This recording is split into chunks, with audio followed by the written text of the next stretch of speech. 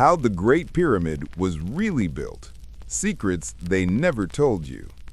Hey everyone, tonight we're drifting back to a time that is, in many ways, impossible to truly imagine. The deserts of ancient Egypt stretch endlessly under a sun that doesn't negotiate, and the Nile, ever patient, carries its waters silently, nourishing a civilization that insisted on monumental permanence. So settle in, dim the lights, perhaps wrap yourself in a blanket, and let's take a slow, meandering journey into the story of the Great Pyramid of Giza. You might think you know how the Great Pyramid was built. Perhaps you've seen the towering stone blocks in textbooks, lined up in tidy photographs, gleaming under blue skies. You might imagine armies of slaves hauling massive stones with ropes and pulleys, overseen by the stern gaze of Pharaoh Khufu, whose reputation is as heavy as the limestone blocks themselves. But the truth is a little more nuanced, and naturally a bit stranger than we've been taught. Let's start with Khufu himself. He ruled during the 4th dynasty, around 2580 BCE. And yes, he wanted a tomb so big it made everyone else's look like sandcastles. He was nicknamed Khnum Khufu, which loosely translates to the soul of Khnum, though in quieter circles you might call him the obsessive planner of oversized stones. He was not, by all accounts, a tyrant, but rather someone who approached kingship with a long-term vision, or perhaps a very short-term obsession with grandeur. It's hard to tell when millennia of rumor are involved. Khufu's pyramid was designed to be the tallest man-made structure on Earth, a title it would hold for over 3,800 years. That's a long time to be tall, even if you are just made of stone. But the construction process wasn't exactly a single, well-organized assembly line. Ancient records are sparse, mostly vague inscriptions on limestone fragments. Archaeologists have pieced together a picture that is, in essence, a patchwork of educated guesses, which means, in other words, there is a lot we don't know. One enduring mystery involves the workers. Popular imagination insists they were slaves, groaning under the sun, driven by whips and fear. Modern archaeology, however, paints a gentler, if still slightly exhausting picture. There is evidence of a labor force that was likely composed of well-fed, salaried workers, farmers, artisans, and seasonal laborers. They lived in nearby temporary villages, complete with bakeries and rudimentary medical care. So rather than the hellish slave camps of legend, imagine something closer to a very uncomfortable construction site with surprisingly decent sandwiches. The logistics alone are staggering. The pyramid originally consisted of around 2.3 million limestone blocks. Each block weighed, on average, about 2.5 tons. Some of the more luxurious interior stones were granite, weighing up to 80 tons apiece. Moving one of these blocks across a flat surface might seem trivial in comparison to hauling it up a perfectly level slope over and over again to heights approaching 480 feet. Yet, somehow they managed. The exact methods remain a topic of debate. Some historians suggest they used long, straight ramps leading up one face of the pyramid. Others propose a spiral ramp, gradually winding around the structure as it grew taller. A few more adventurous theories include the use of counterweights, levers, and, in one particularly imaginative reconstruction, the suggestion that lubricated mud was poured onto the sand to reduce friction. This last idea has the added charm of making the workers look less like laborers and more like participants in an eternal, dusty slip and slide. And then there is the human factor. One can only imagine the supervisors, clipboard in hand, or whatever the ancient equivalent might have been, barking orders with an air of mild irritation. No, the black goes here, not there. Careful with that granite, it has feelings. Of course, the Egyptians didn't write down these minor frustrations, so we are left to speculate, quietly chuckling to ourselves, about what daily life on such a site would have been like. The interior of the pyramid is a different kind of marvel. You might assume that all that weight above would crush anything inside. Yet Khufu's engineers devised clever solutions, including relieving chambers above the king's burial chamber. These chambers diverted the immense pressure of the stones above, an early exercise in what we might now call structural stress management. In other words, they invented ancient proto-architecture with nothing but intuition, observation, and a deep appreciation for geometry, and perhaps a mild obsession with symmetry. Then, of course, there's the more absurd side of pyramid construction. Archaeologists have found graffiti inside the Great Pyramid. Not the spray-painted kind, thankfully, but marks left by workers, sometimes including crude jokes or even group names. Imagine it.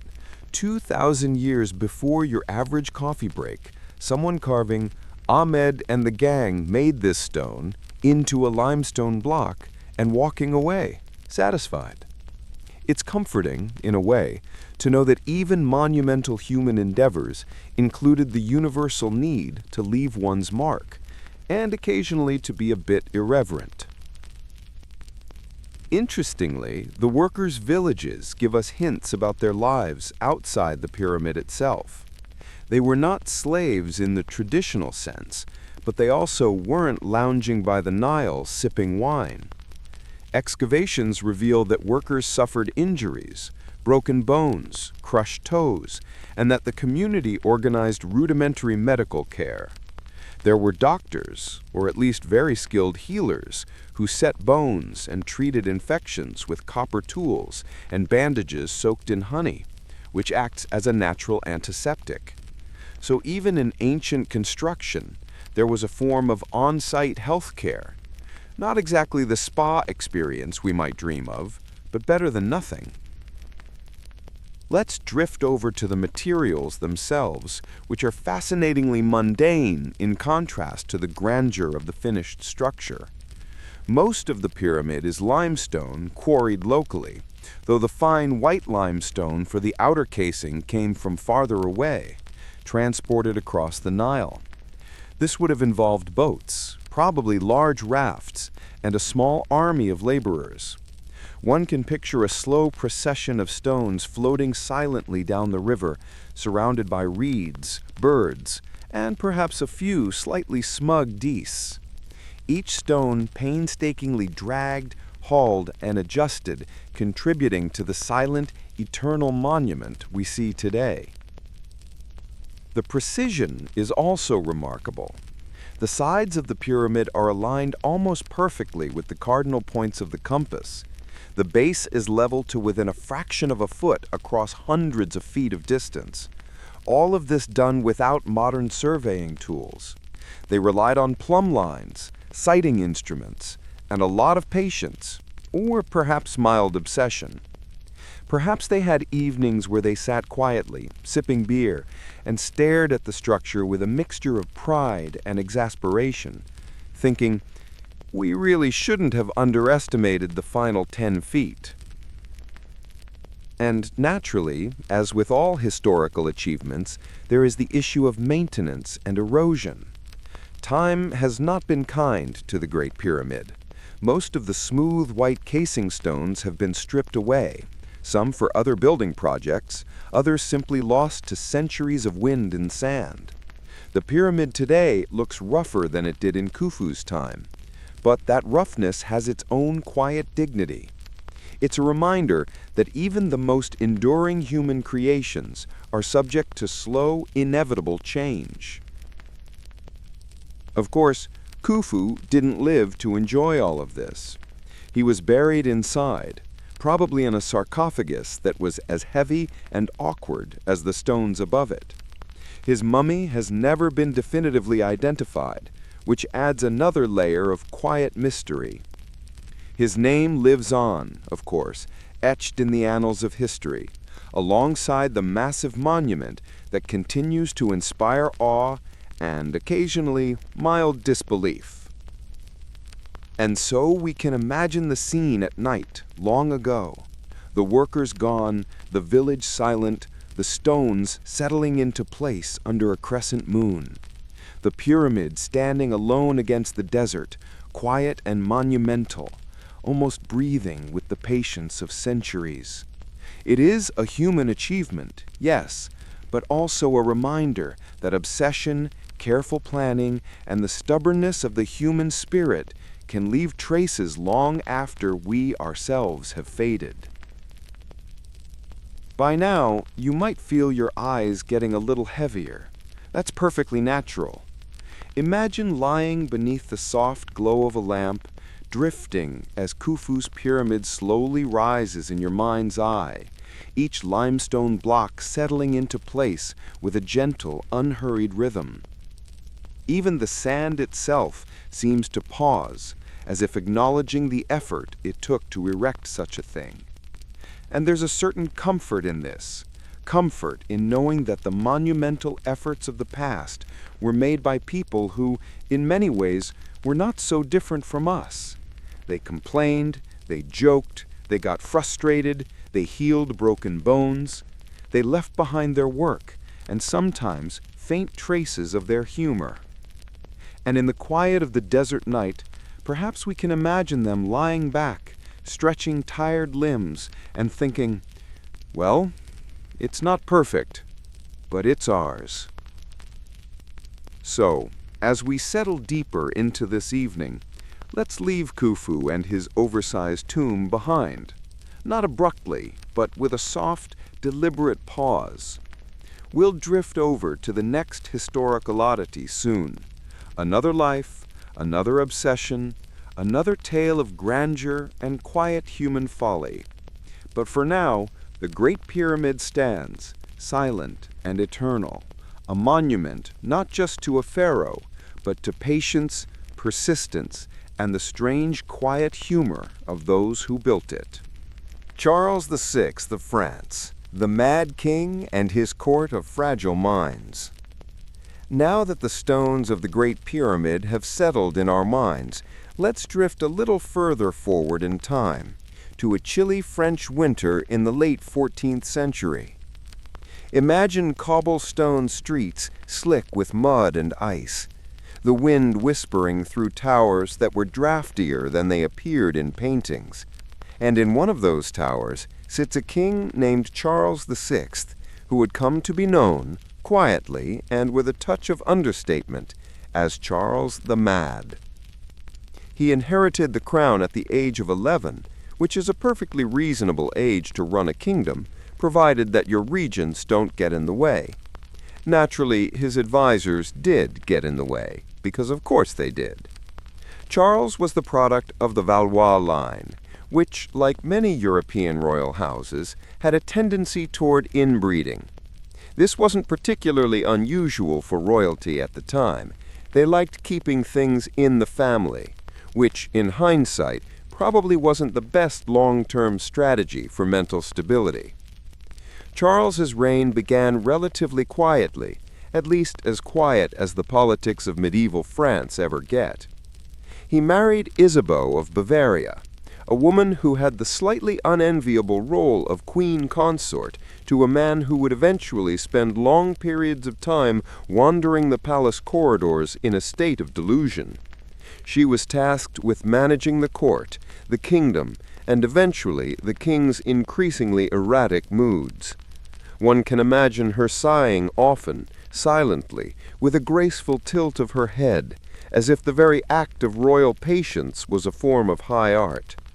By his mid-20s, Charles began to exhibit episodes of psychosis. These were not mild inconveniences. They were complete and utterly inconvenient mental breaks. He would sometimes refuse to recognize his own children, or wander the palace in his nightclothes, convinced he was made of glass. Yes, glass. He feared shattering. On other days, he might attack one of his own courtiers with a dagger, only to apologize profusely the next morning, insisting it had been a minor misunderstanding, which, in the context of medieval France, counts as daily drama. His court, naturally, responded with a combination of fear, devotion, and mild bureaucratic exhaustion. Imagine the royal advisors tiptoeing around, muttering about astrological alignments or the ill effects of certain cheeses, all while trying to maintain the facade of a functioning monarchy. And yet, the kingdom persisted.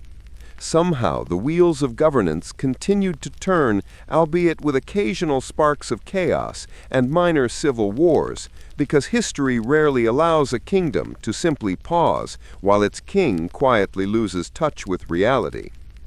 Charles's episodes became so notorious that chroniclers of the time felt compelled to document them, often in delightfully understated language.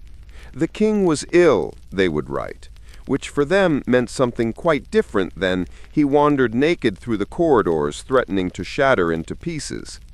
It's fascinating how understatement has always been the historian's safety blanket, a quiet way to acknowledge chaos without inviting panic. Isabeau of Bavaria had her own challenges, naturally. Managing a king prone to delusion is not a simple job. She had to navigate court intrigues, the ambitions of noble families, and eventually the slow disintegration of her husband's sanity. She acted as regent during his most severe bouts, balancing the need for authority with the undeniable truth that the king might suddenly decide that the floor was lava, or that he was invisible, or worse, made entirely of glass. And then there's the minor detail of succession. Charles and Isabeau had a surprisingly large number of children, 12 by most counts, many of whom did not survive infancy, which was, regrettably, quite normal for the era. Those who did survive often became embroiled in the same sort of fragile dynastic web that had made Charles himself such an anxious, brittle figure. The family tree looks almost like a cautionary diagram of the perils of royal inbreeding. Repeated names, tangled lines, and the occasional child whose existence seems to hang by a thread. It is easy to imagine Charles on a winter evening, sitting by a flickering hearth, a blanket drawn tightly around his shoulders, whispering to invisible companions or conversing with imaginary glass friends. The courtiers tiptoe past, carrying reports of taxes and grain shipments, careful not to disturb the fragile ecosystem of his mind. And outside, the snow continues to fall quietly, muting the city, softening the sounds of distant horses and clattering carts. The contrast between the king's internal chaos and the external calm is almost hypnotic. Perhaps the most remarkable aspect of Charles's reign is how his kingdom endured. France faced external threats, internal divisions, and the looming shadow of the 100 Years' War. And yet, despite the occasional royal meltdown, the monarchy persisted. This is a gentle reminder that human institutions often have an uncanny ability to survive, even when the people at the top are less than reliable. Charles's story is also a tale of fragility, both physical and mental. He was prone to illness, which in an era before modern medicine was inevitably terrifying. A fever could be fatal, a minor wound could become life-threatening, and the stress of ruling a fractious kingdom could exacerbate any existing vulnerabilities. In this, he was remarkably human. Despite his title, his crown, and the immense history, he remained subject to the same weaknesses and fears as anyone else. And so we drift past the Mad King, leaving him quietly pacing the halls of his palace, glass self intact for the moment, and turn our attention to the ripple effects of his reign.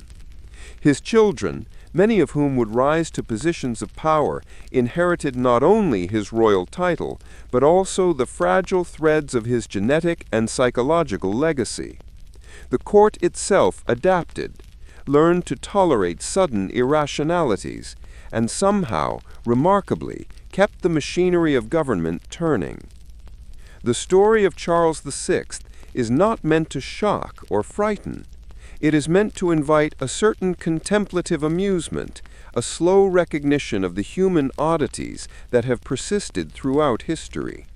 A king who thought he was glass, courtiers tiptoeing past, balancing diplomacy and fear.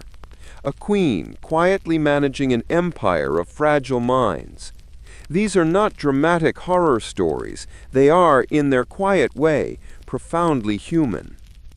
So, as your eyelids begin to feel heavier, imagine the cold corridors of the French palace stretching before you, echoing with the soft shuffle of royal footsteps and whispered reassurances. The king wanders by, muttering to himself, perhaps bending to touch the floor gingerly, or tapping a wall as if to ensure it is solid. And you, comfortably tucked in, are witnessing this not with alarm, but with a gentle, drowsy curiosity. Let us linger here for a few moments, imagining the muted colors of candlelight against stone, the faint scent of burning tallow, and the muffled laughter of servants who have learned to navigate chaos with grace and patience. History often presents itself as grand, monumental events, but sometimes it is in these quiet, fragile, absurd moments that the past feels closest to us. Soon we will drift onward to another life, filled with excess, eccentricity, and the gentle absurdity of power. But for now, let's leave Charles VI pacing, his mind a delicate lattice of fears and illusions, and allow ourselves to sink into the calm rhythm of history's slow march. Ivan the Terrible, Russia's czar of fragile tempers and odd habits. From the cold stone halls of France, let us now drift eastward, across forests, rivers, and vast expanses of snow, to 16th century Russia. The land is vast, the winters merciless, and somewhere within the Kremlin, a man named Ivan IV sits quietly brooding. He would later be known as Ivan the Terrible, a title that has an almost theatrical flair. And yet, terrible is perhaps misleading. Extraordinarily anxious, suspicious, and prone to catastrophic decision-making might be a more accurate, if less marketable, description. Ivan inherited the throne at the age of 3, following the death of his father, which immediately set the stage for a childhood marked by fear, instability, and an overabundance of advisors who were less helpful than terrifying. Naturally, the young Tsar grew up paranoid. He learned early that those closest to him could be dangerous. This lesson would stick, and so would a pattern of extreme and occasionally tragic behavior. By adulthood, Ivan had developed a reputation for unpredictable cruelty, but also for bizarre habits that were almost whimsical in their darkness. He was prone to sudden bursts of rage, often directed at his own family or court officials, which sometimes led to exile, imprisonment, or, unfortunately, death. He reportedly once killed his own son in a fit of anger. Not exactly the sort of family story that makes it into bedtime tales, though we can appreciate the irony that a man so obsessed with control was ultimately undone by the very family he sought to dominate. But let's not dwell too heavily on the violence, because there is a quieter, more absurd side to Ivan's life. He was deeply superstitious, consulting astrologers, monks, and sometimes simply his own whims to make decisions. He commissioned elaborate rituals and ceremonies, some involving the construction of unusual buildings or the collection of exotic objects. He was a man who appreciated order, but only if it was his own very particular order. Naturally, everyone else had to adapt. His court reflected his personality. Officials lived in a constant state of mild terror, coupled with the need to anticipate the Tsar's unpredictable whims. Imagine a meeting where someone suggests a new tax policy, and Ivan decides that while the proposal is acceptable, it would be even better if everyone wore matching outfits for the next 3 weeks as penance for minor clerical errors. And, of course, everyone complies, quietly muttering about the eccentricity of rulers. He was also obsessively meticulous about details that would seem trivial to the rest of us. For example, he reportedly took great care in inspecting the shoes of those who entered his presence, ensuring they met exacting standards. One can almost picture a long hallway of noblemen shuffling awkwardly, hoping that their footwear does not offend the Tsar's sensibilities. The combination of paranoia, superstition, and perfectionism created a court that was both highly organized and quietly unpredictable, a paradox much like Ivan. Then there is Ivan's family life, which was complicated. He married several times, though some of these marriages ended tragically, often due to illness, political maneuvering, or, occasionally, his own violent impulses. He fathered children, though their survival was never guaranteed, and he treated his family with a mix of devotion and terrifying intensity. He loved them, in a way, as one might love a delicate vase, with care, suspicion, and the constant fear that it might break. His obsession with control extended to the architecture of Moscow. He commissioned the building of St. Basil's Cathedral, a structure so unusual that it seems to have emerged from a fever dream. Its colorful, swirling domes, asymmetric towers, and intricate design might seem whimsical, but in context they were a manifestation of Ivan's desire to impose his vision, literally, physically, onto the landscape.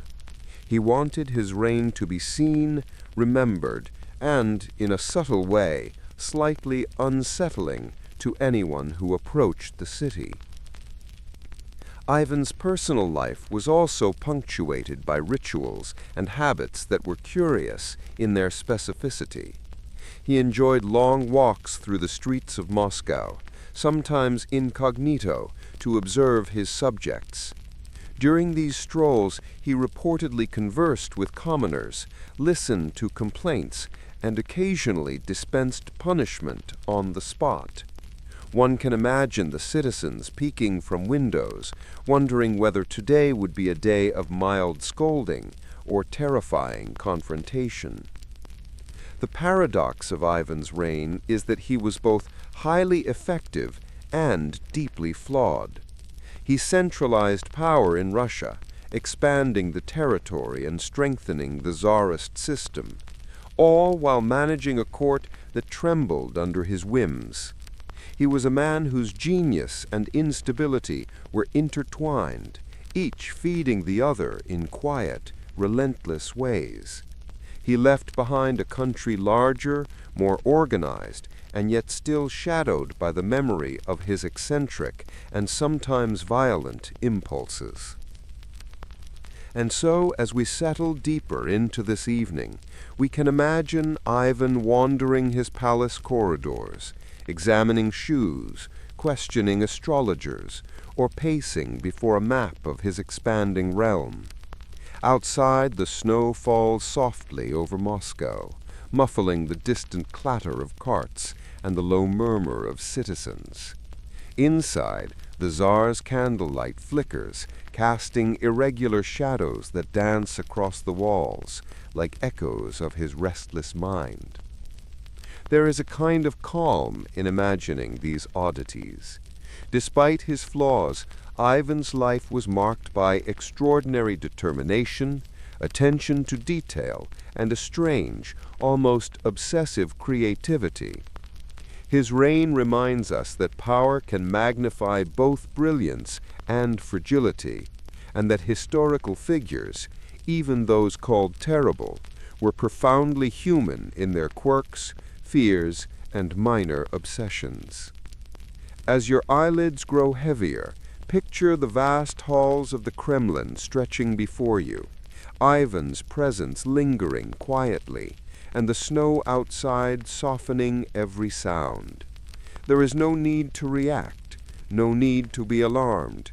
Just imagine the gentle rhythm of life in a royal court with eccentricities, whispered fears, and the occasional minor catastrophe. History often presents itself as grand events, wars and conquests, but sometimes the most captivating stories are those small human moments, quietly absurd, endlessly fascinating. And as we drift away from Ivan, leaving him to his meticulous routines and fragile temper, we carry with us the comfort of knowing that even the most powerful among us were subject to quirks, anxieties, and the slow, inevitable passage of time. There is a gentle continuity in observing these patterns, the ways in which ambition, obsession, and human imperfection persist through the ages. Soon we will move on again to another royal life filled with oddities, fragile family ties, and quietly disastrous habits. But for now, let us linger in the muted glow of the Russian winter, imagining Ivan wandering, pacing, muttering, and, in his peculiar way, leaving an indelible mark on history. Henry VIII, the king who ate, married, and mismanaged with equal fervor. From the snow-dusted corridors of Moscow, let's travel west to 16th century England, where the fog rolls over the Thames like a persistent gray blanket, and a king named Henry VIII rules with the sort of authority only a man obsessed with food, wives, and pageantry can muster.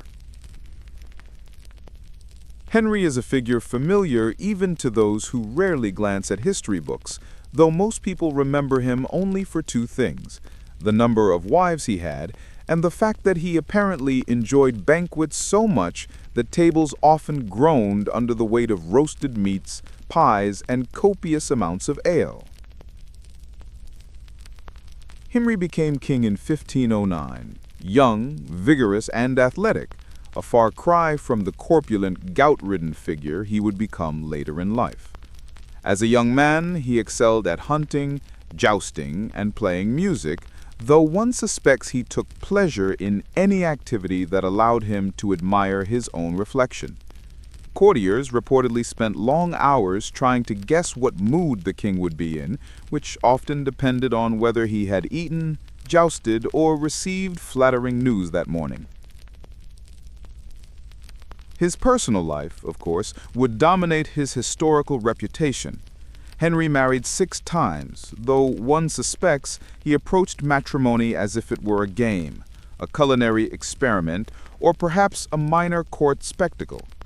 Each marriage had its peculiarities, some tragic, some politically motivated, and some simply bizarre.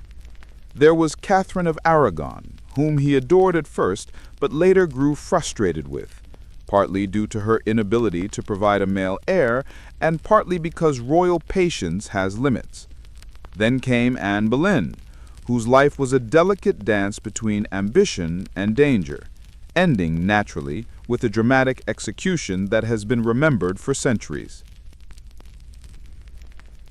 Henry's approach to marriage was pragmatic, political, and occasionally impulsive. He invented a new church, yes, a whole religion, just to divorce Catherine. One can imagine the quiet bureaucrats and theologians, exhausted and bewildered, rewriting theological texts to accommodate the king's whims.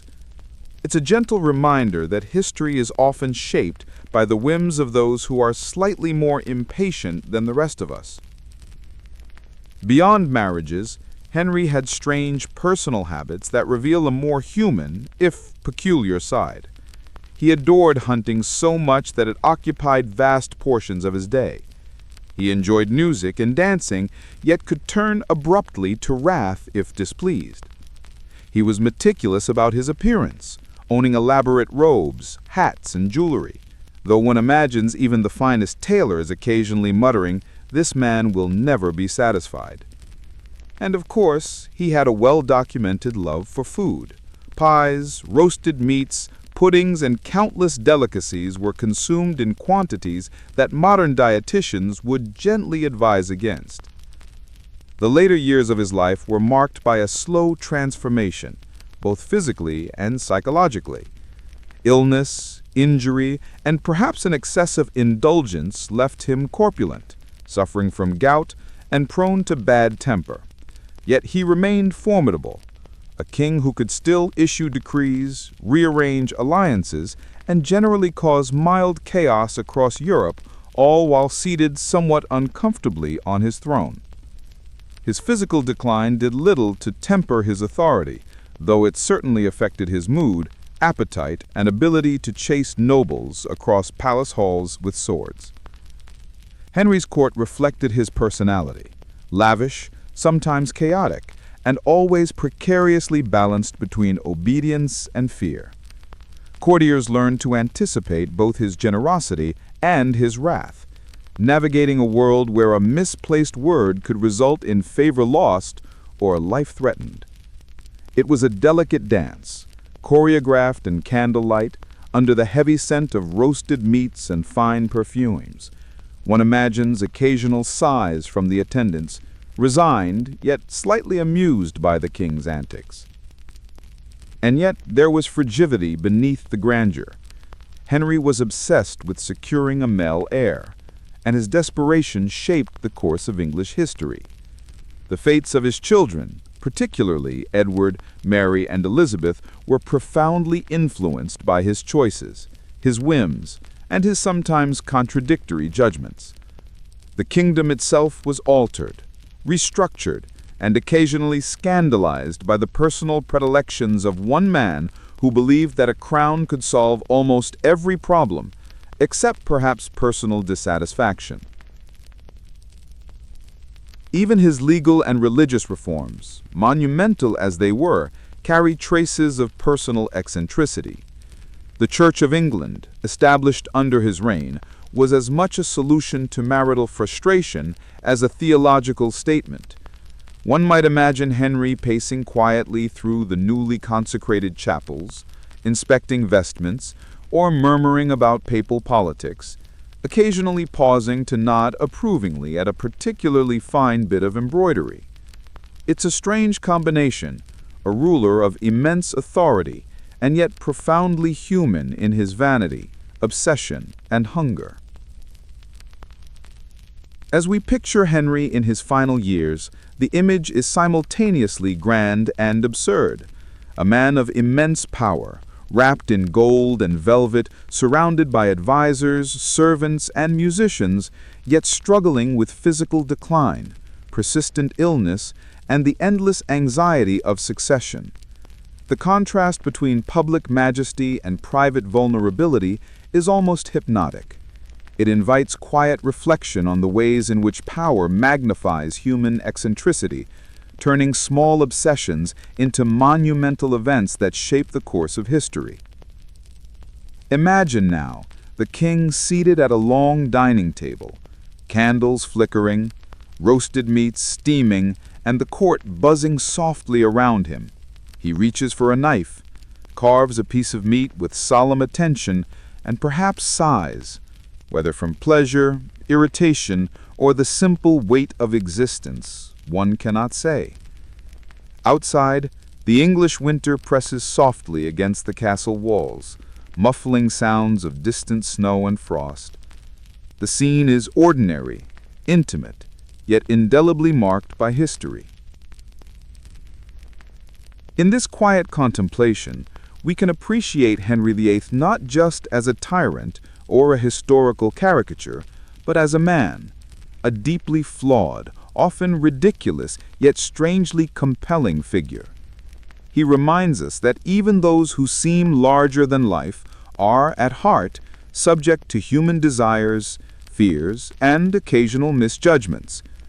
His reign altered nations, faiths, and families, Yet at the same time, it was punctuated by small, almost whimsical personal moments, hunts, banquets, and the delicate tension of courtly maneuvering.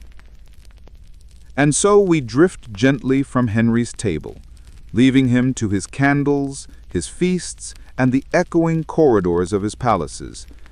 The fog outside softens the distant city sounds, and the warmth of the hall encourages us a sense of calm reflection.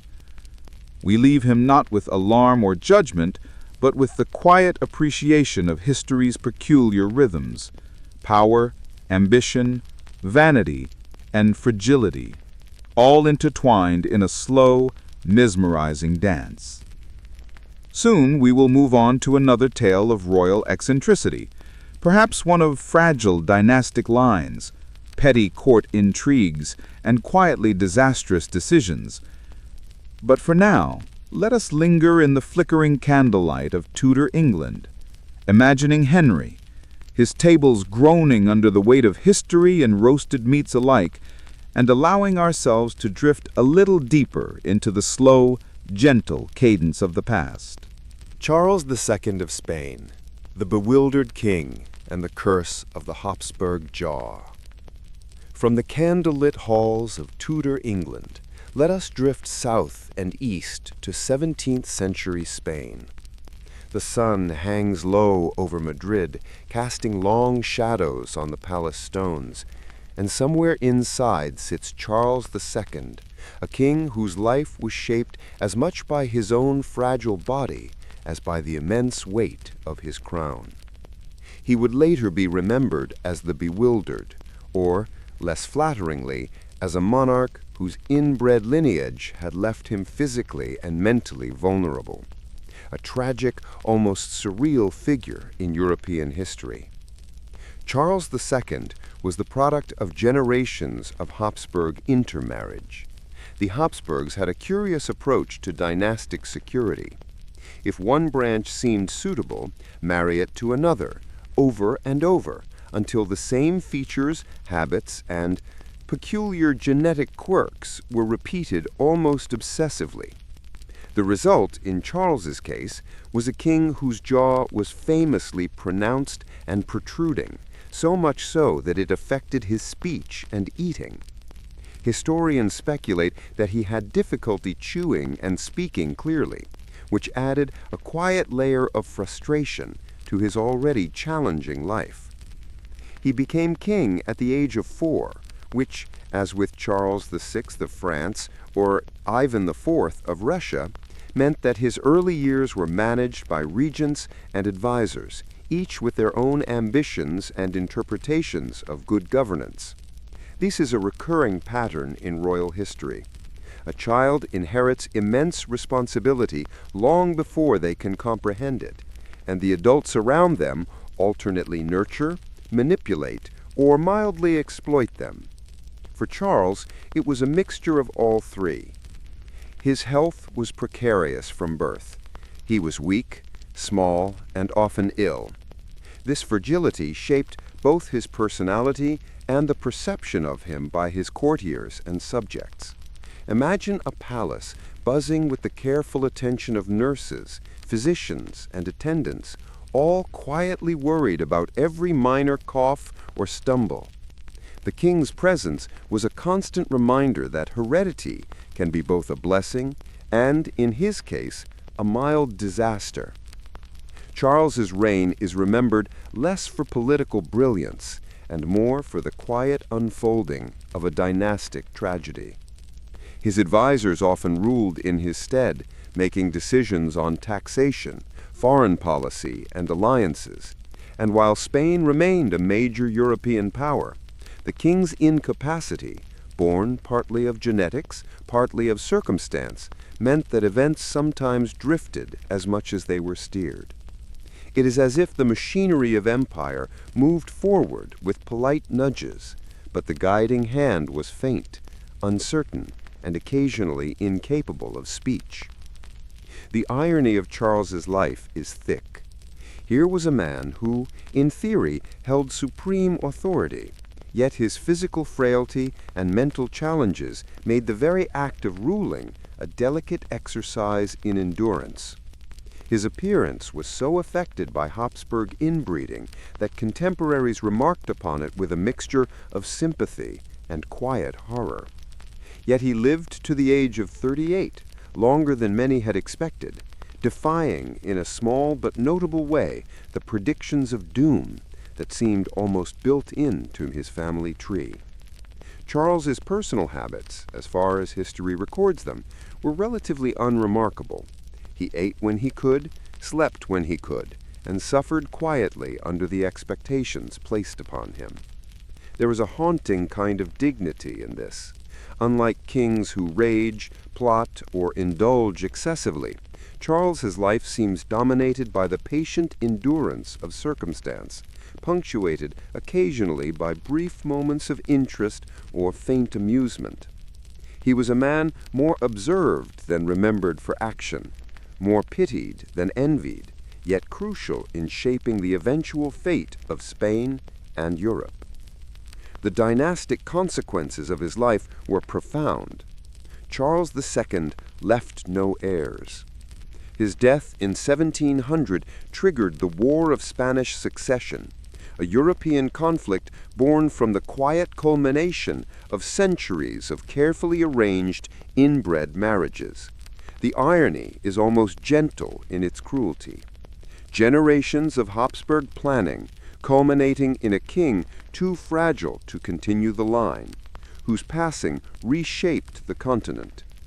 It is a lesson in the limits of human foresight and the quiet inevitability of unintended consequences. One can picture Charles in the palace, seated beside a small table, a candle flickering nearby, quietly attempting to manage correspondence or attend to minor court rituals. The courtiers hover respectfully, balancing concern with protocol. And outside, the gardens and plazas of Madrid stretch into muted sunlight, softening the edges of a life lived in quiet endurance. There is no dramatic confrontation here, no sudden betrayal, but the steady rhythm of human vulnerability, magnified by circumstance, amplified by the weight of a crown. It is strangely comforting, in a way, to consider Charles II not as a mere curiosity or a cautionary tale, but as a reminder that history often unfolds quietly in the shadows of monumental ambition. The grand palaces, armies, and policies may dominate the pages of history books, but the daily reality, the fragile bodies, the timid courtiers, the muted whispers of suffering, often goes unnoticed. Charles's life invites us to slow down, to notice the subtler rhythms, and to reflect on the delicate balance between human frailty and historical consequence. As your eyelids grow heavier, imagine the quiet halls of Madrid, the soft footsteps of attendants, the faint rustle of papers, and the fragile figure of Charles moving slowly, deliberately, and with remarkable patience. History, in this case, is less about triumph or spectacle, and more about endurance, fragility, and the small, almost imperceptible ways in which human imperfection shapes the world. We leave Charles II to his quiet existence, and the sun sets gently over Madrid. Outside, the streets grow dim, the distant sounds of life soften, and the palace settles into the hush of evening. In the quiet, we can appreciate the oddities, misfortunes, and enduring mysteries of royal life, not with alarm, but with gentle curiosity and a slow, deliberate wonder at the rhythms of the past.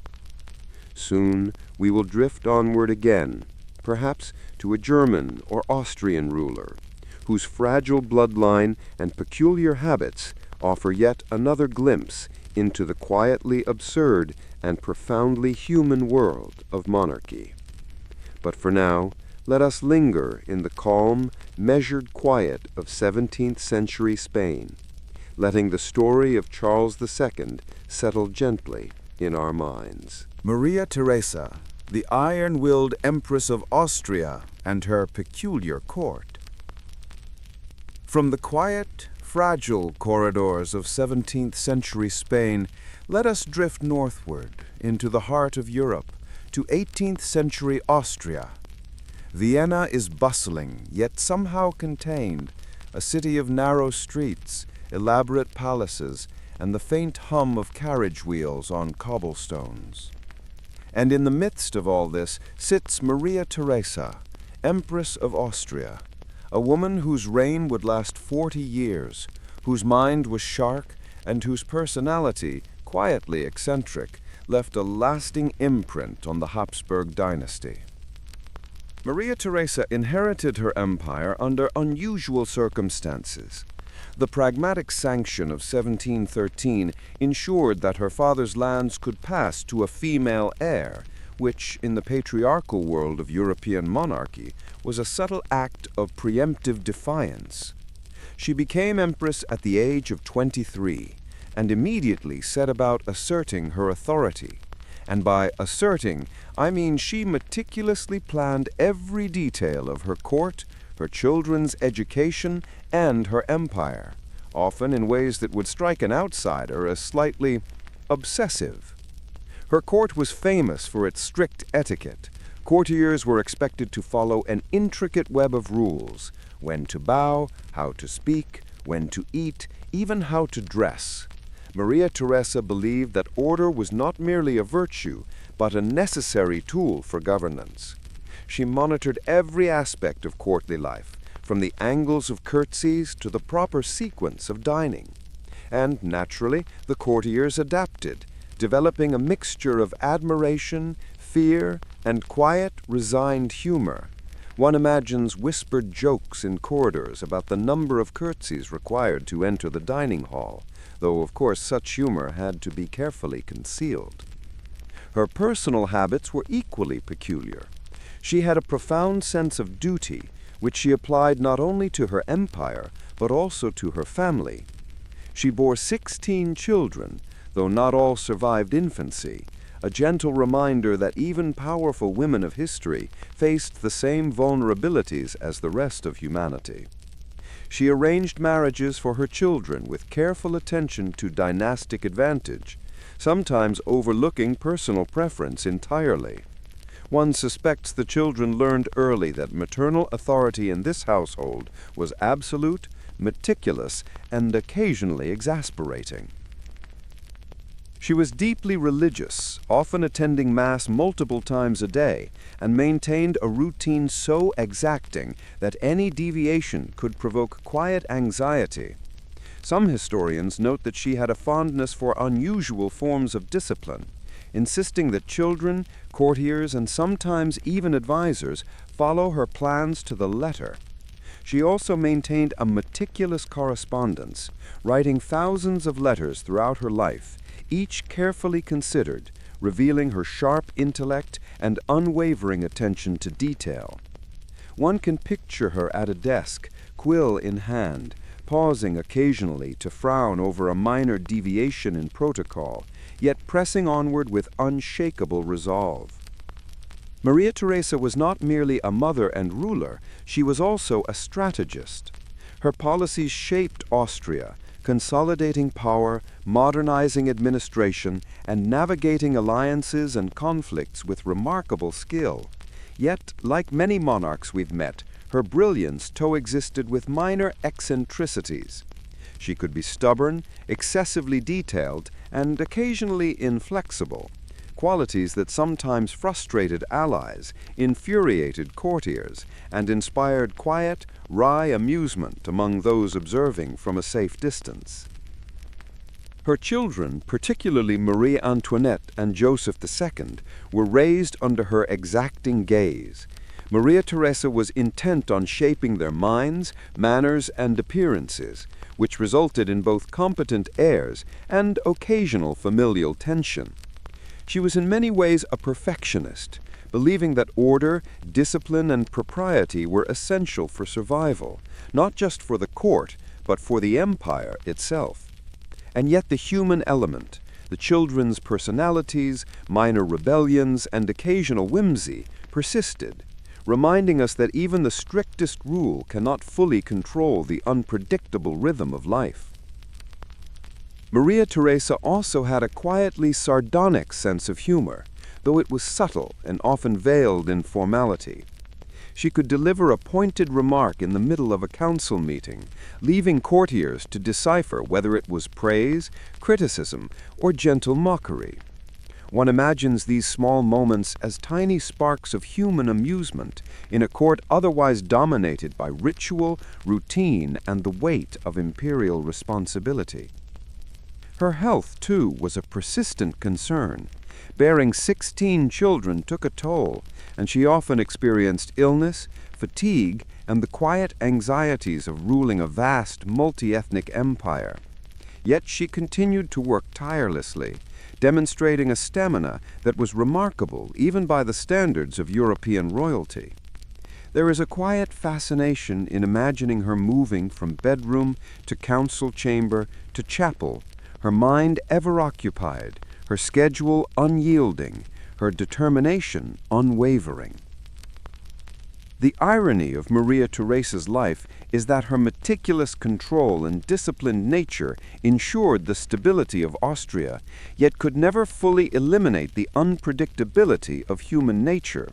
Her children sometimes resisted, courtiers occasionally erred, and external politics remained chaotic.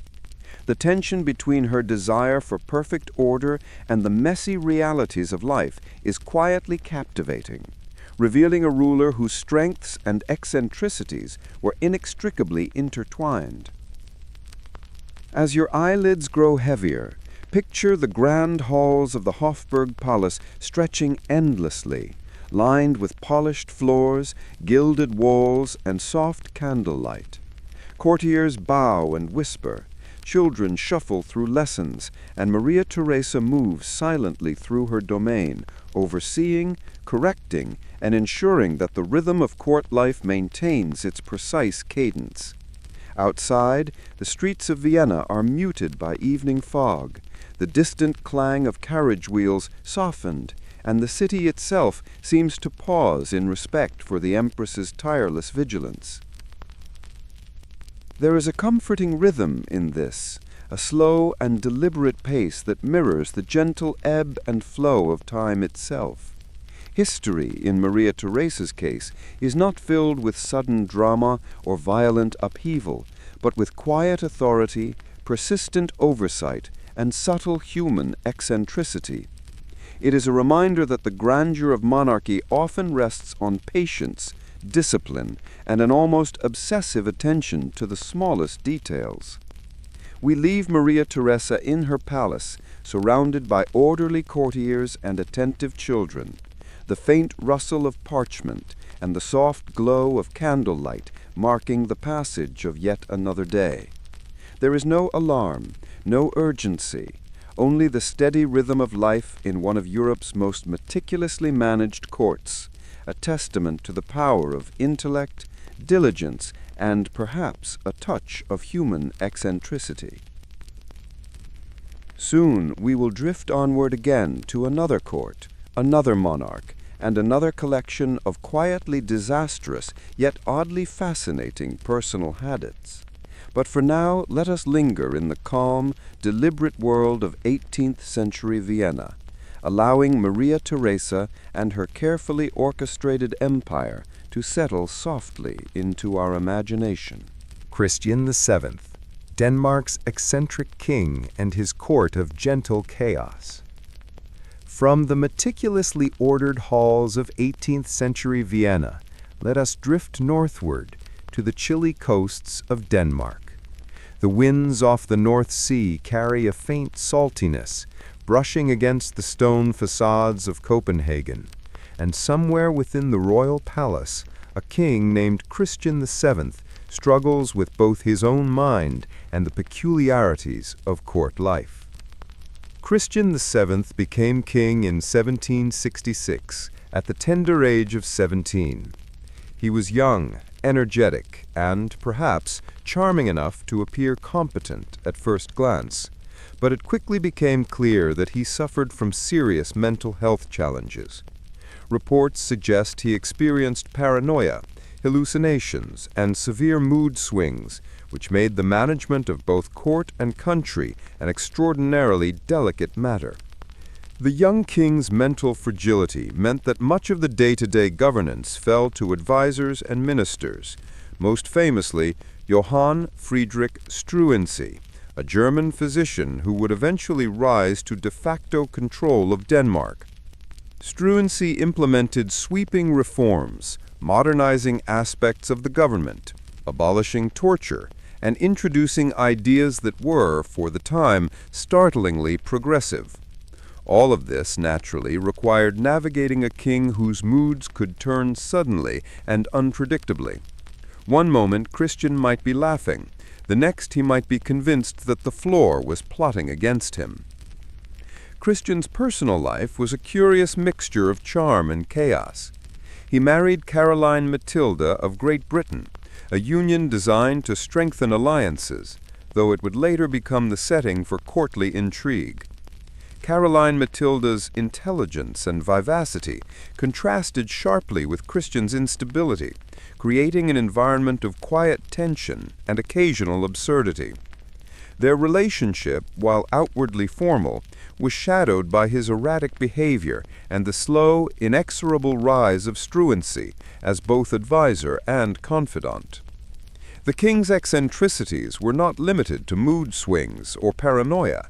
He reportedly developed strange habits, repetitive actions, peculiar obsessions, and occasionally bizarre behavior in public.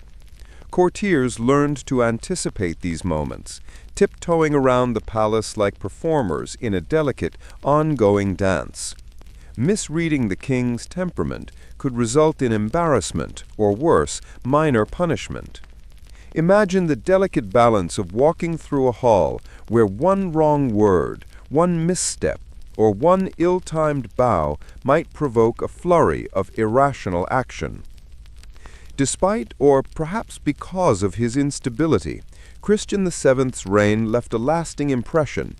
His court, while chaotic, became a hub for new ideas, particularly under Struensee's influence. Legal reforms, educational initiatives, and progressive administrative policies emerged quietly, often implemented with the king's tacit consent, or at least without his active interference. It is fascinating to observe how human imperfection can sometimes coexist with historical progress, even in a palace filled with paranoia and eccentricity. Christian's physical health was another matter. He reportedly suffered from nervous exhaustion, insomnia, and other ailments that made daily life difficult. His advisors meticulously monitored his routines, adjusting diets, exercise, and medications, as if caring for a fragile and unpredictable child rather than a monarch of one of Europe's oldest kingdoms.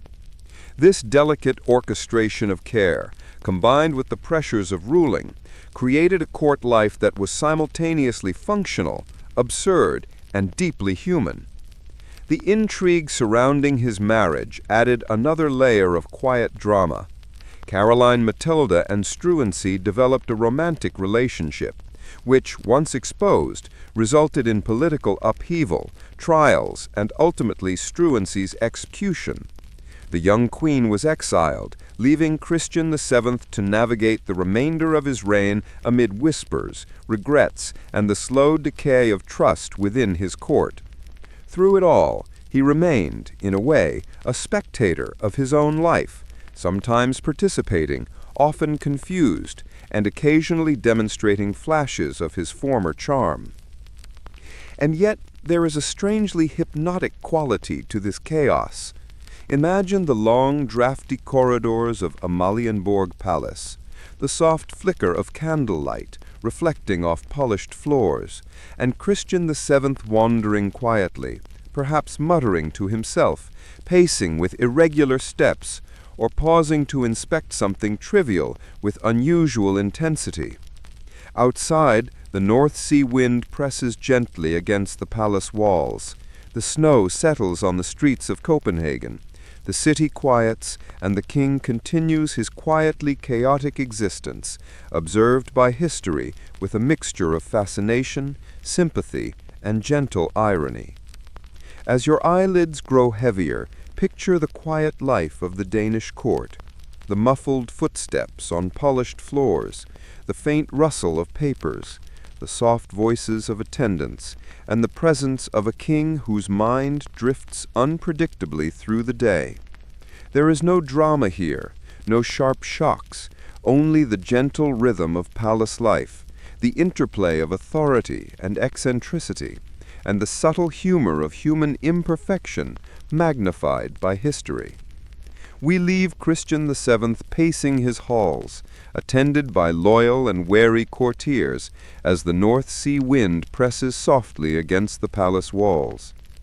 The snow settles on the streets of Copenhagen, the city quiets, and the king continues his quietly chaotic existence, observed by history with a mixture of fascination, sympathy, and gentle irony. Queen Christina of Sweden, the scholar queen who rejected the throne of tradition. From the chilly, whispering corridors of Copenhagen, let us drift slightly west and south, to 17th century Sweden, where the icy winds of the Baltic brush against Stockholm's fortress walls. Here, a young queen named Christina inherits the throne, a girl raised to rule a vast kingdom, yet destined to challenge almost every expectation placed upon her. Christina became queen at the age of 6, following the death of her father, Gustavus Adolphus, a celebrated military leader. Naturally, a 6-year-old cannot rule an empire, so regents managed the affairs of state while she grew under careful tutelage. She was highly intelligent, extremely literate, and famously obsessed with books. Her personal library, collected over her lifetime, became legendary, not merely for its size, but for the wide variety of subjects it contained, from theology to philosophy, to the most arcane treatises on law and governance. Christina's eccentricity was matched by her intelligence. She rejected many of the social conventions expected of a queen, wearing masculine clothing at times, cultivating friendships with philosophers rather than courtiers, and displaying a disdain for the ceremonial trappings of power. Her court had to adapt. Courtiers tiptoed carefully, unsure whether to applaud her wit, admire her intellect, or quietly worry about her next unconventional decision. One of the more famous aspects of her reign was her refusal to marry, a decision almost unthinkable for a female monarch in 17th century Europe. Marriage was supposed to secure dynastic alliances, produce heirs, and stabilize the kingdom. But Christina rejected all such pressures. She believed in ruling as an individual, guided by reason and curiosity, rather than being subordinated to a husband or dynastic expectation. One imagines the quiet murmurs in the halls, a queen who defies expectation, a monarch more devoted to study than spectacle, and yet commanding respect in a way that is almost hypnotic. Her eccentricity extended to her personal habits. Christina was fond of philosophical debate, often holding salons in the palace where scholars, diplomats, and artists would gather to discuss theology, ethics, and politics. She reportedly engaged in these debates with relentless energy, sometimes speaking at length on abstract concepts while courtiers silently endured her intensity. She also had a reputation for being somewhat capricious, issuing decrees one day, then quietly ignoring them the next, often guided by her own curiosity rather than strict political necessity. Her court was a mixture of admiration and mild exasperation. Courtiers and officials had to accommodate her whims, balance her intellect with the practicalities of governance, and navigate the delicate politics of a kingdom led by a woman who refused to follow tradition. There is a quiet comedy in imagining formal ambassadors entering her chambers, expecting ceremonial compliance, only to find themselves debating the nature of justice, monarchy, or the cosmos with a young queen who has no intention of conforming.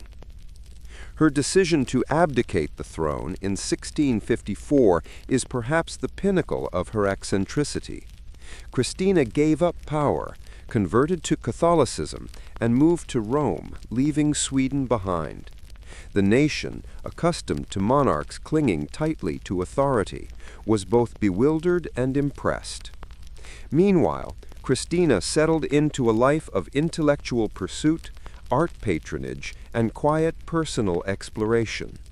She entertained artists and scholars, collected manuscripts, and became a living example of a ruler who, for once, prioritized personal curiosity over dynastic obligation. There was, of course, fragility intertwined with brilliance.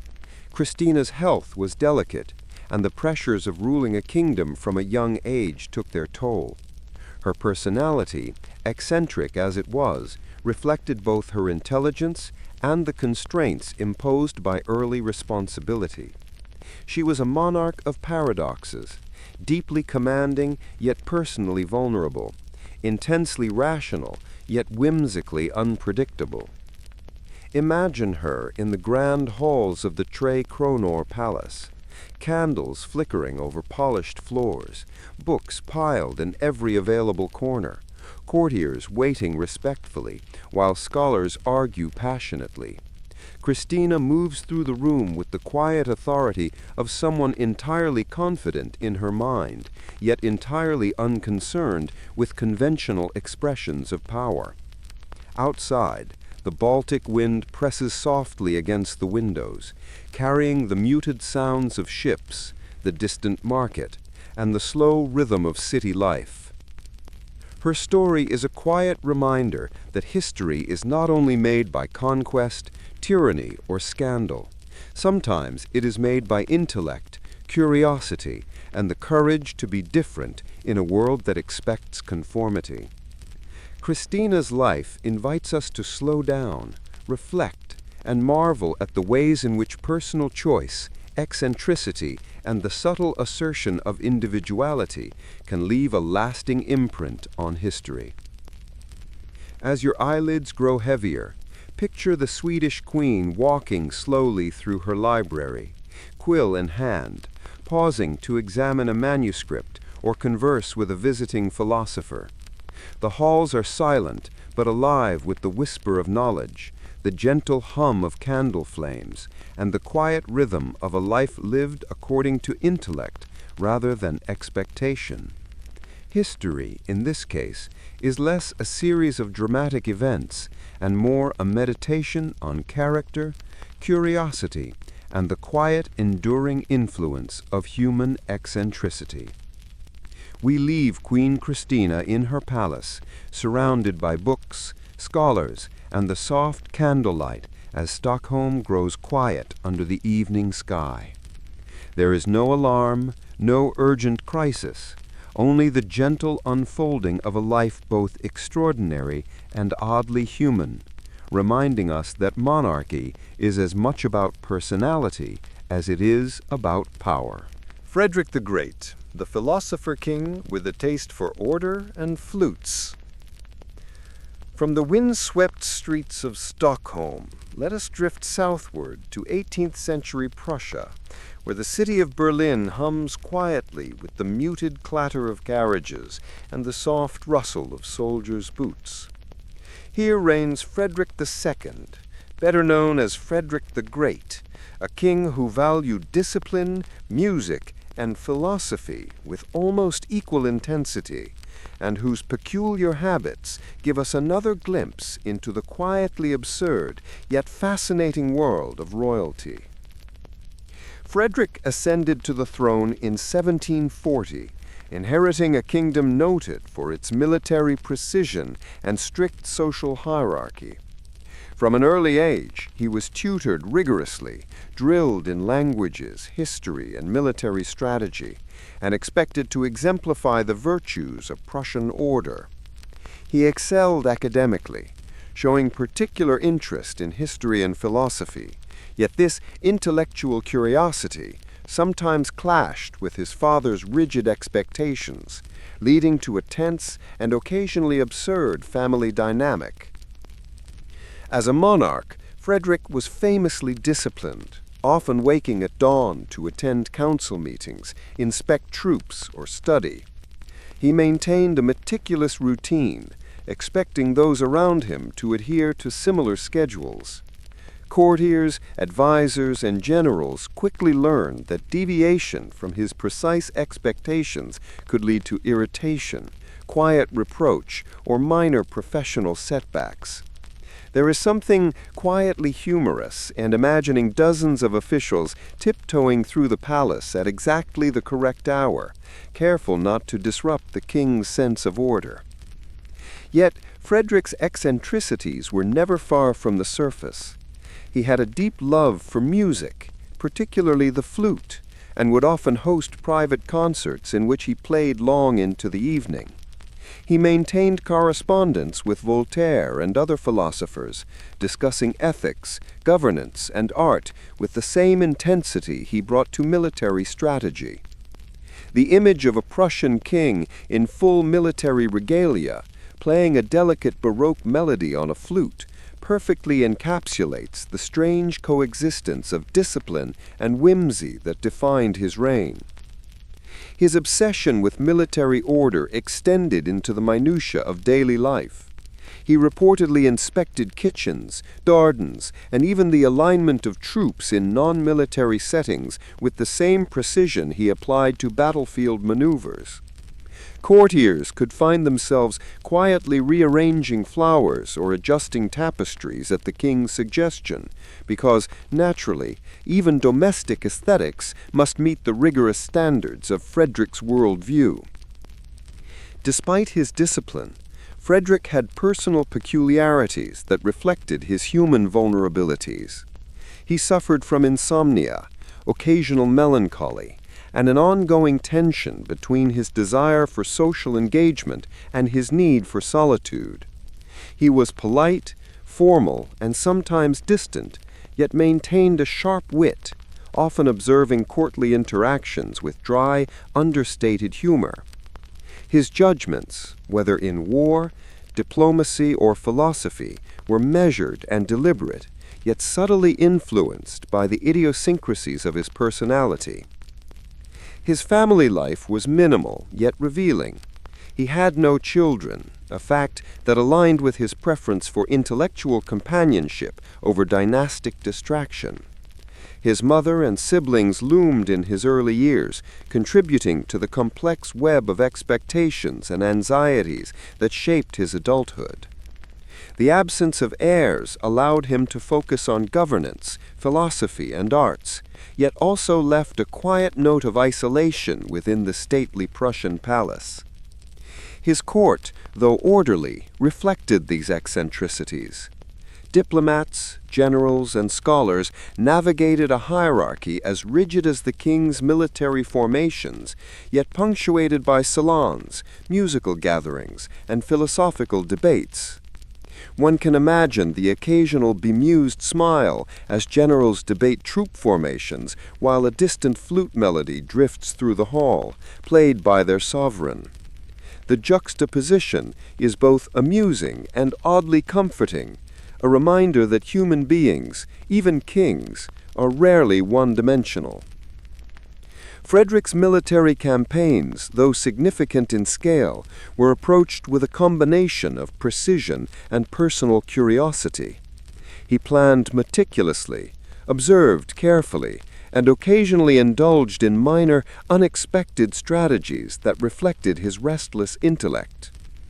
Yet there was also an undercurrent of irony in these operations.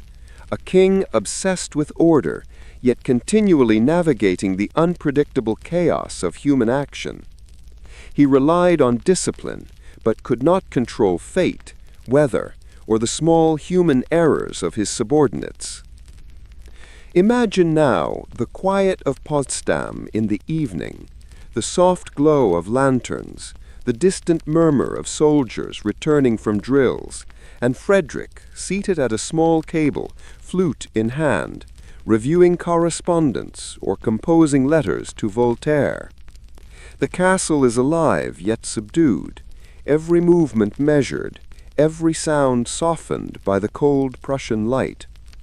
History here is not explosive or violent, but gently persistent, order, intellect, and idiosyncrasy unfolding together in the slow cadence of time.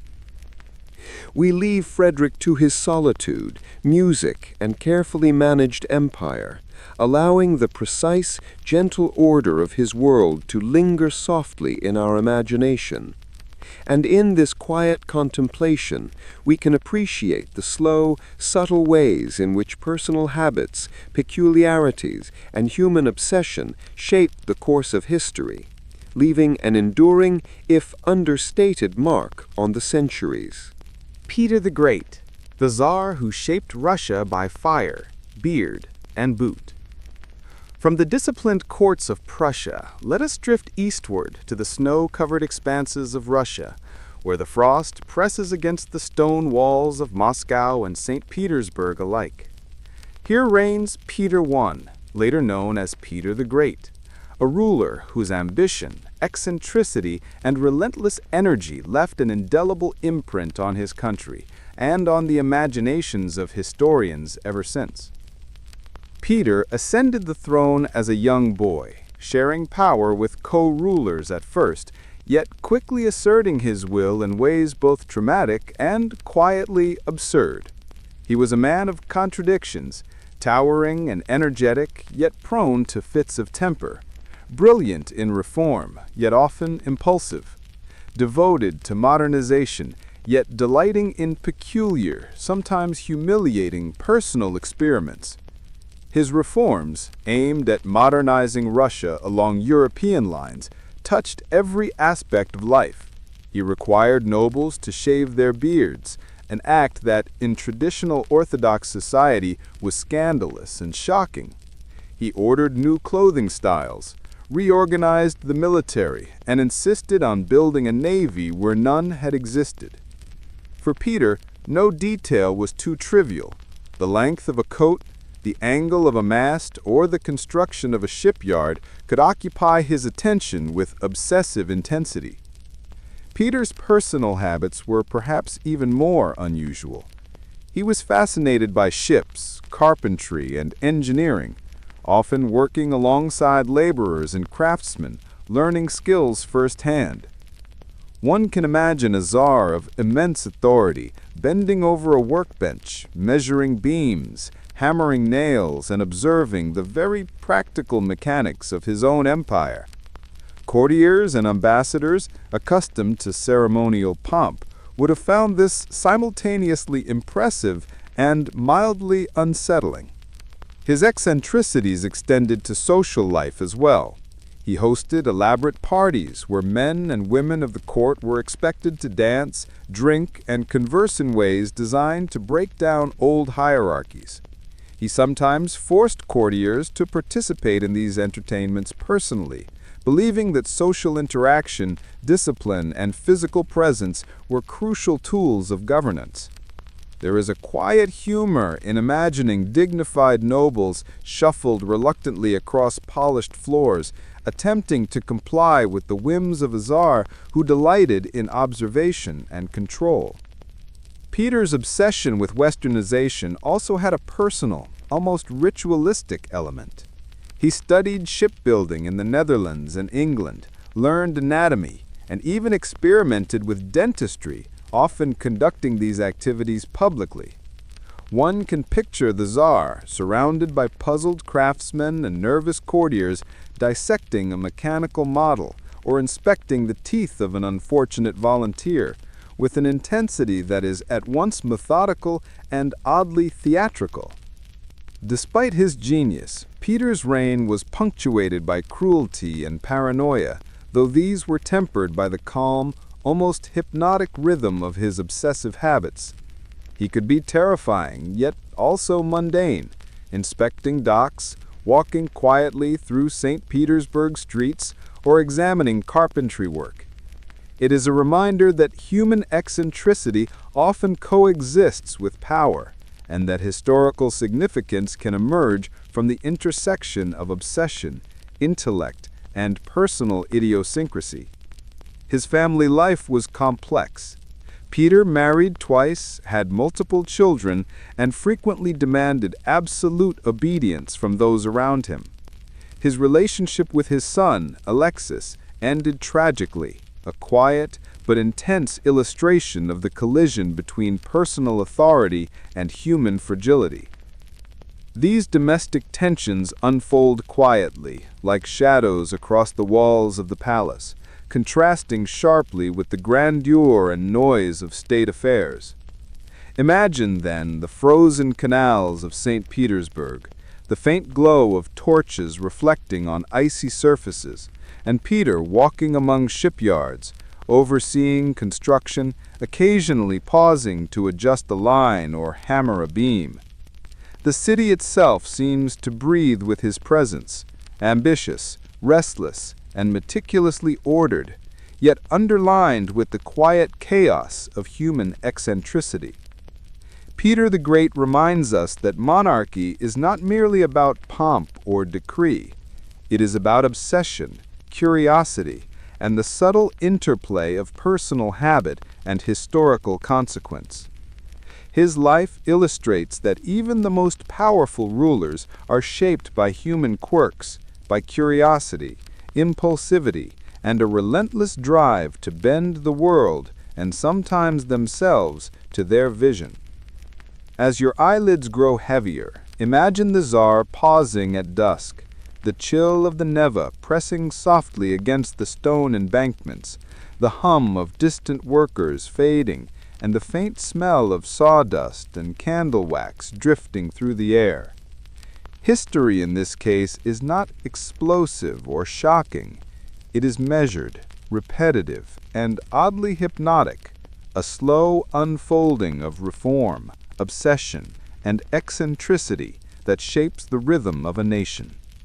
We leave Peter to his workshops, docks, and meticulously ordered empire, allowing the quiet energy of St. Petersburg to linger softly in our minds. In this gentle reflection, we can appreciate the subtle, persistent ways in which human temperament, personal obsession, and eccentricity shape the course of history, leaving traces long after the builders have departed and the Tsar himself has vanished into legend. Louis XIV, the Sun King, and the endless rituals of Versailles. From the frozen canals of St. Petersburg, let us drift southwest to France, where the gentle Loire winds mingle with the distant hum of Parisian life. Here reigns Louis XIV, a monarch whose life was dominated by ceremony, discipline, and a personal obsession with the minute details of royal existence. Versailles is alive, yet subdued, a palace both dazzling and suffocating, reflecting the endless rhythm of courtly life under the Sun King. Louis became king at the age of 4, following the death of his father, Louis XIII. Like many child monarchs, the early years of his reign were overseen by regents, though this would hardly prepare anyone for the immensity of responsibility, expectation, and social spectacle that awaited him. He inherited not just a kingdom, but a labyrinthine court, a web of nobles, and a society attuned to the minutiae of etiquette, fashion, and hierarchy. The hallmark of Louis XIV's reign was ritual. Every act, from rising to retiring, was governed by formal procedure. The lever and coucher, morning and evening routines, were performed publicly, with courtiers standing vigil to observe, participate, or endure the intricacies of royal habit. Breakfast, Dressing, and even the act of donning stockings became performances, rehearsed and repeated with almost obsessive regularity. Imagine rows of nobles waiting silently, perhaps stifling yawns, as the king adjusted his wig, applied powder, and surveyed his attendants with meticulous care. His personal habits reflected this obsession with detail. Louis XIV rose early, attended multiple ceremonies, and engaged in a carefully orchestrated daily routine that left little room for spontaneity. He was punctual to an almost absurd degree, ensuring that ministers, generals, and ambassadors were aware of both his authority and his expectations. Even dining was a formalized spectacle, with meals lasting hours and involving dozens of attendants performing exact roles. The Sun King treated every action, however mundane, as a reflection of order, grandeur, and personal authority. Yet behind this meticulous routine lay eccentricities and small indulgences.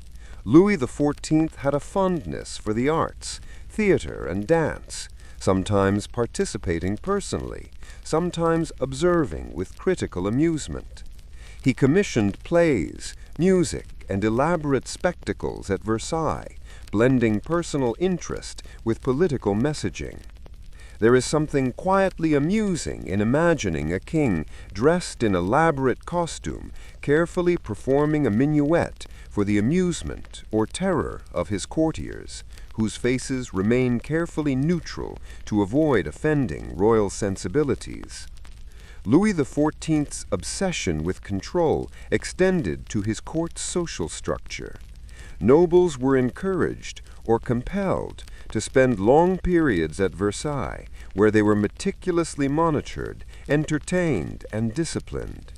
He transformed the palace into a microcosm of authority, where etiquette, observation, and subtle rivalry ensured both compliance and a gentle form of amusement for the king himself.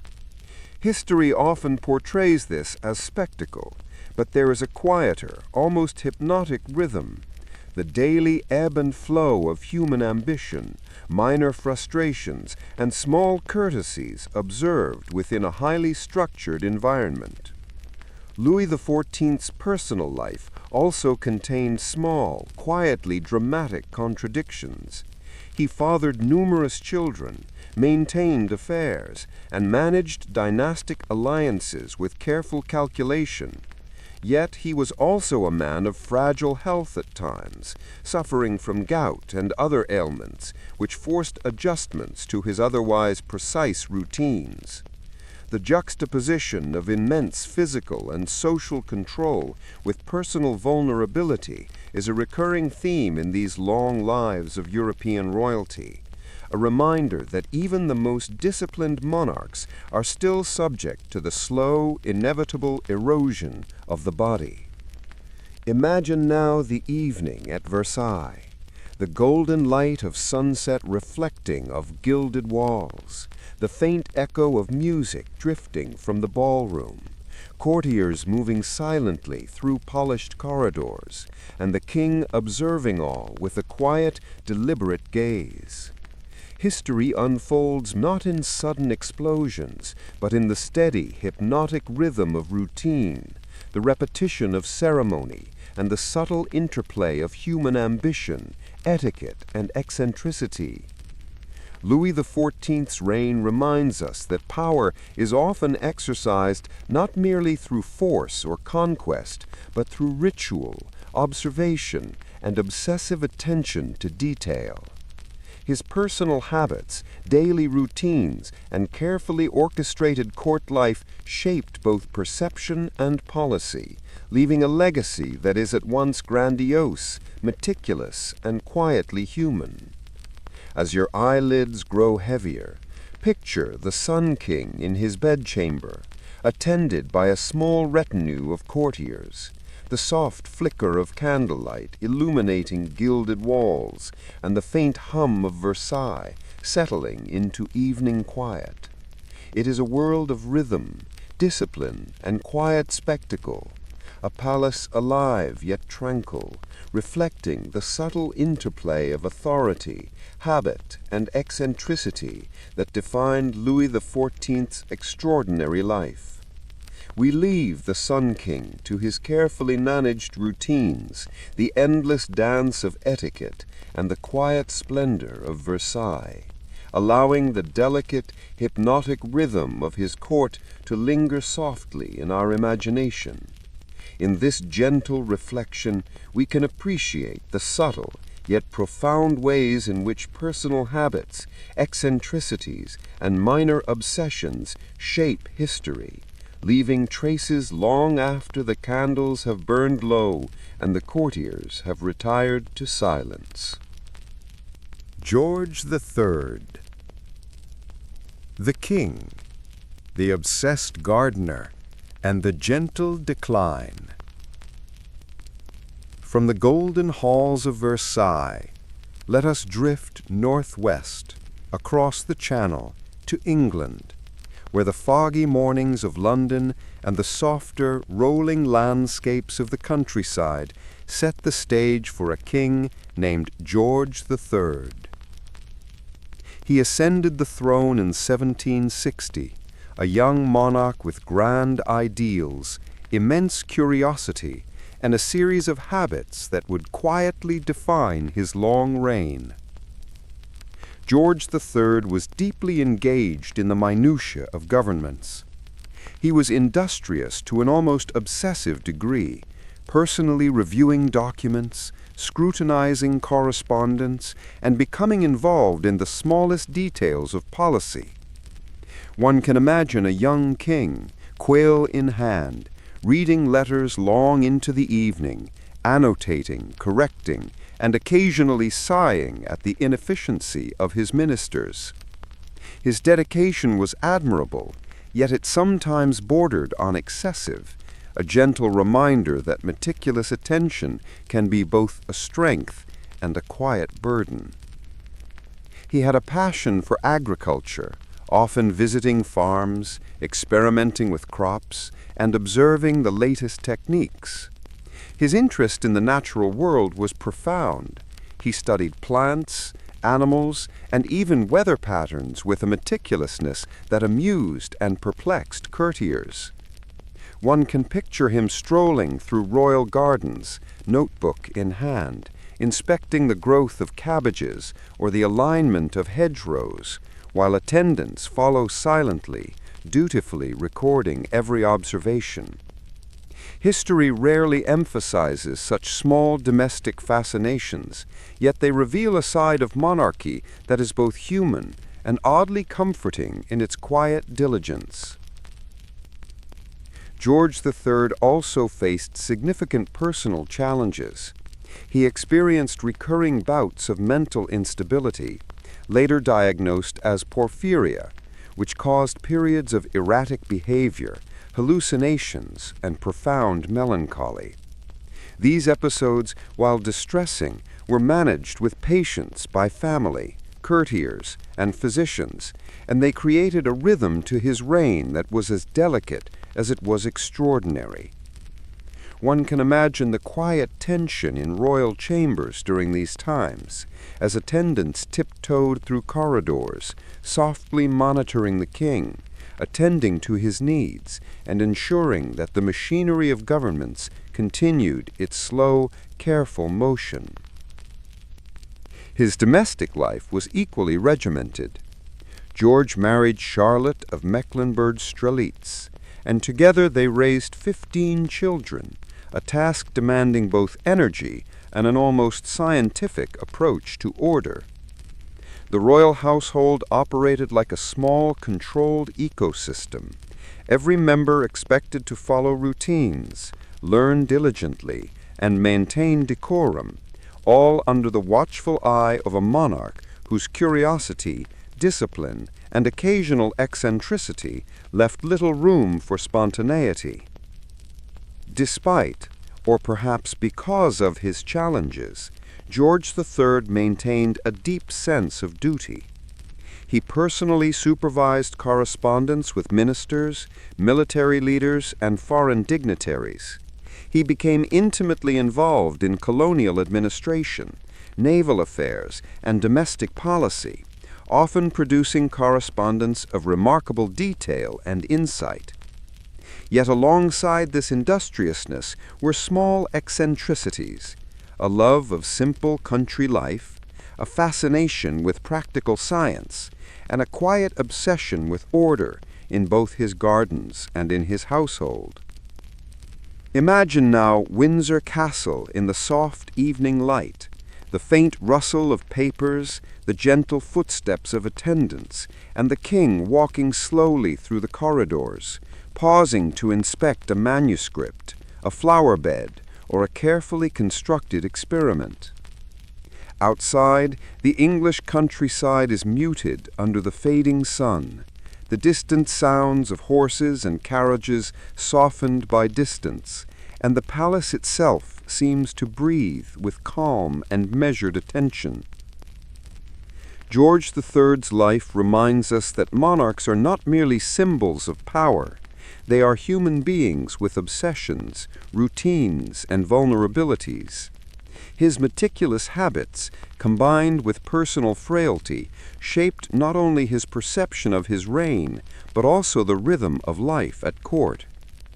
There is something soothing in observing history unfold in this quiet, deliberate manner, a life structured by curiosity, diligence, and small, endlessly fascinating eccentricities. As your eyelids grow heavier, picture the king pausing at dusk, notebook in hand, surrounded by the soft glow of candlelight. Courtiers and attendants move silently through polished halls, the faint rustle of papers and whispers of conversation blending into the gentle rhythm of evening. Outside, the gardens lie tranquil, the distant sounds of London and Windsor softened by distance, and the slow, deliberate pulse of monarchical life continues uninterrupted. We leave George III to his gardens, his manuscripts, and his quietly obsessive routines, allowing the gentle, hypnotic rhythm of his reign to settle softly in our imagination. In this contemplative space, we appreciate how human habits, personal eccentricities, and quiet vulnerabilities quietly shape history, leaving subtle yet enduring marks on both palace and nation. Catherine the Great was a monarchy in which imagination, intellect, and personal charm blended and into the world we have entered. From the structured, orderly life of George III, let us drift eastward again to the vast, cold expanse of Russia, where the capital of St. Petersburg hums quietly under the winter sky. Here reigns Catherine II, later known as Catherine the Great, a woman whose intelligence, charm, and peculiar habits created one of the most fascinating courts in European history. Catherine ascended to the throne in 1762 after a quiet, bloodless coup against her husband, Peter III, a ruler whose eccentricity and incompetence had made the palace corridors tense and unpredictable. Catherine, by contrast, combined ambition with intellect, curiosity with charm, and a willingness to bend the rules of tradition in subtle but profound ways. One can imagine her quietly observing court life, calculating the movements of ministers, generals, and courtiers alike, while masking ambition beneath a calm, regal demeanor. Her personal habits were as meticulous as they were unusual. Catherine maintained a strict daily routine, rising early, attending audiences, reading extensively, and corresponding with philosophers across Europe. Voltaire and Diderot, among others, found themselves exchanging letters with the Empress, drawn by her wit, intelligence, and insatiable curiosity. She read in multiple languages, studied law, and actively engaged in intellectual debates, even as she governed one of the largest empires on earth. The image of a Russian empress quietly holding court over a library, surrounded by volumes and candlelight, is quietly hypnotic, a monarch ruling with both mind and imagination. Her court life combined ceremony with personal whim. She delighted in music, theater, and lavish entertainments, often orchestrating elaborate spectacles designed to impress and, occasionally, quietly amuse. Yet beneath the surface, she maintained careful control over politics, diplomacy, and administration, blending personal charm with strategic cunning. Courtiers quickly learned that success at her court required intelligence, subtlety, and the ability to navigate both formal protocols and informal intrigues. Her personal relationships, too, were unusual. Catherine was known to cultivate close friendships and occasionally romantic attachments with men who were intellectually or politically useful, blending affection, strategy, and personal whim. These relationships often caused quiet ripples of gossip, but Catherine handled them with the same calm precision she applied to governance, maintaining both control and discretion. Her domestic life reflected her broader approach, a careful balance of personal indulgence, strict order, and strategic oversight. She oversaw the upbringing of her children with the same meticulous attention she applied to state affairs, and her correspondence reveals a mind constantly evaluating, planning, and analyzing. Even in her moments of personal indulgence, travels, art collecting, or literary study, there is a sense of measured eccentricity, a deliberate cultivation of curiosity and enjoyment that never entirely breaks from the rhythm of power. Imagine now the halls of the Winter Palace at dusk, the faint flicker of candlelight casting shadows along gilded walls, the soft murmur of attendants and advisers moving through corridors, and Catherine walking slowly, observing her empire in miniature through the movements of her court. Outside, the frozen Neva reflects the muted colors of the evening, and the city itself seems to breathe with her presence, calm, deliberate, yet full of quiet tension and subtle intrigue. Her eccentricities were never ostentatious, but they were pervasive. She was known to organize mock battles in her gardens, study obscure aspects of law or philosophy late into the night, and correspond endlessly with foreign intellectuals, blending amusement, instruction, and diplomacy. She also enjoyed gardening, theater, and the collection of art, carefully curating both objects and ideas in a manner that reflected her desire for order, beauty, and control, alongside curiosity and personal satisfaction. Catherine's reign reminds us that monarchy is a delicate dance of intellect, charm, and human eccentricity. A ruler may appear serene and composed, yet beneath the surface exists a constant interplay of calculation, whim, and personal choice. Catherine's success, like that of other monarchs we have observed, emerges from the gentle persistence of habit, observation, and subtle manipulation, rather than sudden drama or overt force. As your eyelids grow heavier, picture the Empress seated by a tall window, the soft glow of candles illuminating her manuscripts, the faint rustle of papers mingling with distant city sounds. Courtiers pass silently through corridors, servants attend quietly, and the palace breathes a slow, measured rhythm. History here is not loud or jarring. It unfolds in calm deliberation, subtle influence, and the quiet fascination of a ruler whose mind and habits leave an enduring mark on her empire. We leave Catherine the Great to her books, her gardens, and her quietly orchestrated court, allowing the gentle rhythm of St. Petersburg and the subtle interplay of intellect, curiosity, and eccentricity to linger softly in our imagination.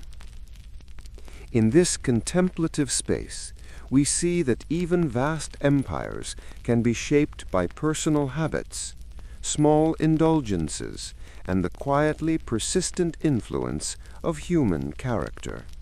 Maria I, the Mad Queen of Portugal, quietly unraveling. From the bustling, icy streets of St. Petersburg, let us drift southwest to the sun-drenched coasts of Portugal, where the Tagus River flows lazily into the Atlantic. Here reigns Maria I, a queen whose life was a delicate balance between devotion, melancholy, and the quiet eccentricities that defined her time on the throne. Maria ascended the throne in 1777 after the death of her father, Joseph I. She inherited a kingdom recovering from the trauma of the infamous 1755 Lisbon earthquake, a city still scarred by disaster, and a court still navigating the lingering shadows of political intrigue. From the outset, Maria displayed a temperament of extraordinary seriousness, a mind consumed by duty, and a body and soul inclined toward anxiety and religious devotion. Her personal habits reflected her inward focus. She was deeply religious, often attending Mass, reading religious texts, and meditating for hours at a time. Daily routines were dominated by prayers, confessions, and reflection, with courtiers carefully attending to her spiritual needs. One can imagine the quiet corridors of the royal palace, lined with attendants whose movements are as hushed as the prayers of the queen, every gesture performed with both devotion and caution. Yet her devotion coexisted with melancholy. Maria's personal life was shadowed by grief, particularly following the deaths of her husband, Peter III of Portugal, and her eldest son, Joseph. These losses seemed to compound her anxiety and introspection, gradually tipping her temperament into periods of severe depression and mental instability. Courtiers described episodes in which she would wander the palace quietly, muttering to herself, seemingly lost in thought, yet always surrounded by attendants, carefully monitoring her state. There is a quiet irony in imagining an entire royal household tiptoeing through the palace, navigating the subtle moods of a queen whose reign was as much shaped by personal fragility as by political necessity. Despite these challenges, Maria governed with conscientious diligence. She corresponded with ministers, oversaw legislation, and engaged with matters of state to the extent that her mental health permitted. Her devotion to Portugal's spiritual and moral welfare shaped many of her decisions, while her introspective tendencies occasionally left the administration of practical matters to trusted advisors. In this, we see a recurring theme in royal history, the intersection of personal temperament with the machinery of government, producing outcomes that are as quietly fascinating as they are human. Imagine now the palace at Ajuda, or Queluz, candlelight reflecting softly off gilded walls, the faint rustle of silk, the distant murmur of attendants, and Maria walking slowly, her gaze fixed on a devotional text or the intricate patterns of her surroundings. The city outside is muted, the Atlantic wind pressing softly against stone facades, and the rhythm of court life unfolds with the quiet, hypnotic cadence of habit, reverence, and subdued observation. Maria's life reminds us that monarchy is often less about spectacle and more about endurance. Her periods of melancholy and mental fragility shaped her reign in subtle ways, influencing policy, courtly behavior, and the emotional tone of her kingdom. Unlike the theatrical eccentricities of some rulers, her habits and obsessions were quiet, pervasive, and intimately intertwined with the spiritual and domestic fabric of her court. As your eyelids grow heavier, picture Maria seated at a small table in a dimly lit chamber, a devotional book open before her, attendants moving silently around her, and the soft hum of the city fading into the distance. Outside, the Portuguese landscape lies tranquil, the river reflecting the fading light, and the palace itself breathes a slow, deliberate rhythm, shaped by the delicate, melancholy habits of its queen. We leave Maria I to her prayers, her quiet routines, and her softly orchestrated court, allowing the gentle rhythm of Lisbon and the muted cadence of her reign to linger in our imagination.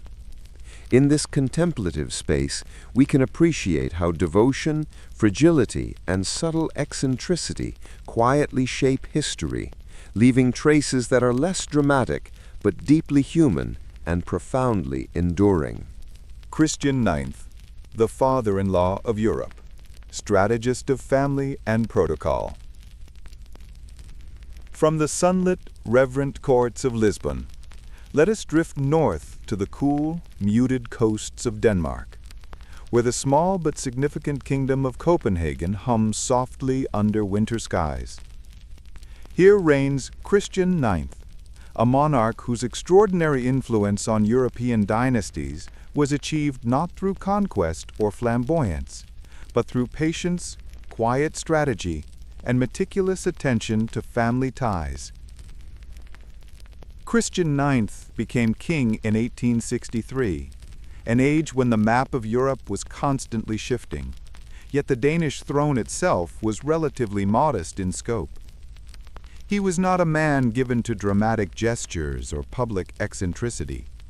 Instead, he quietly observed, measured, and carefully orchestrated relationships both within his family and across Europe.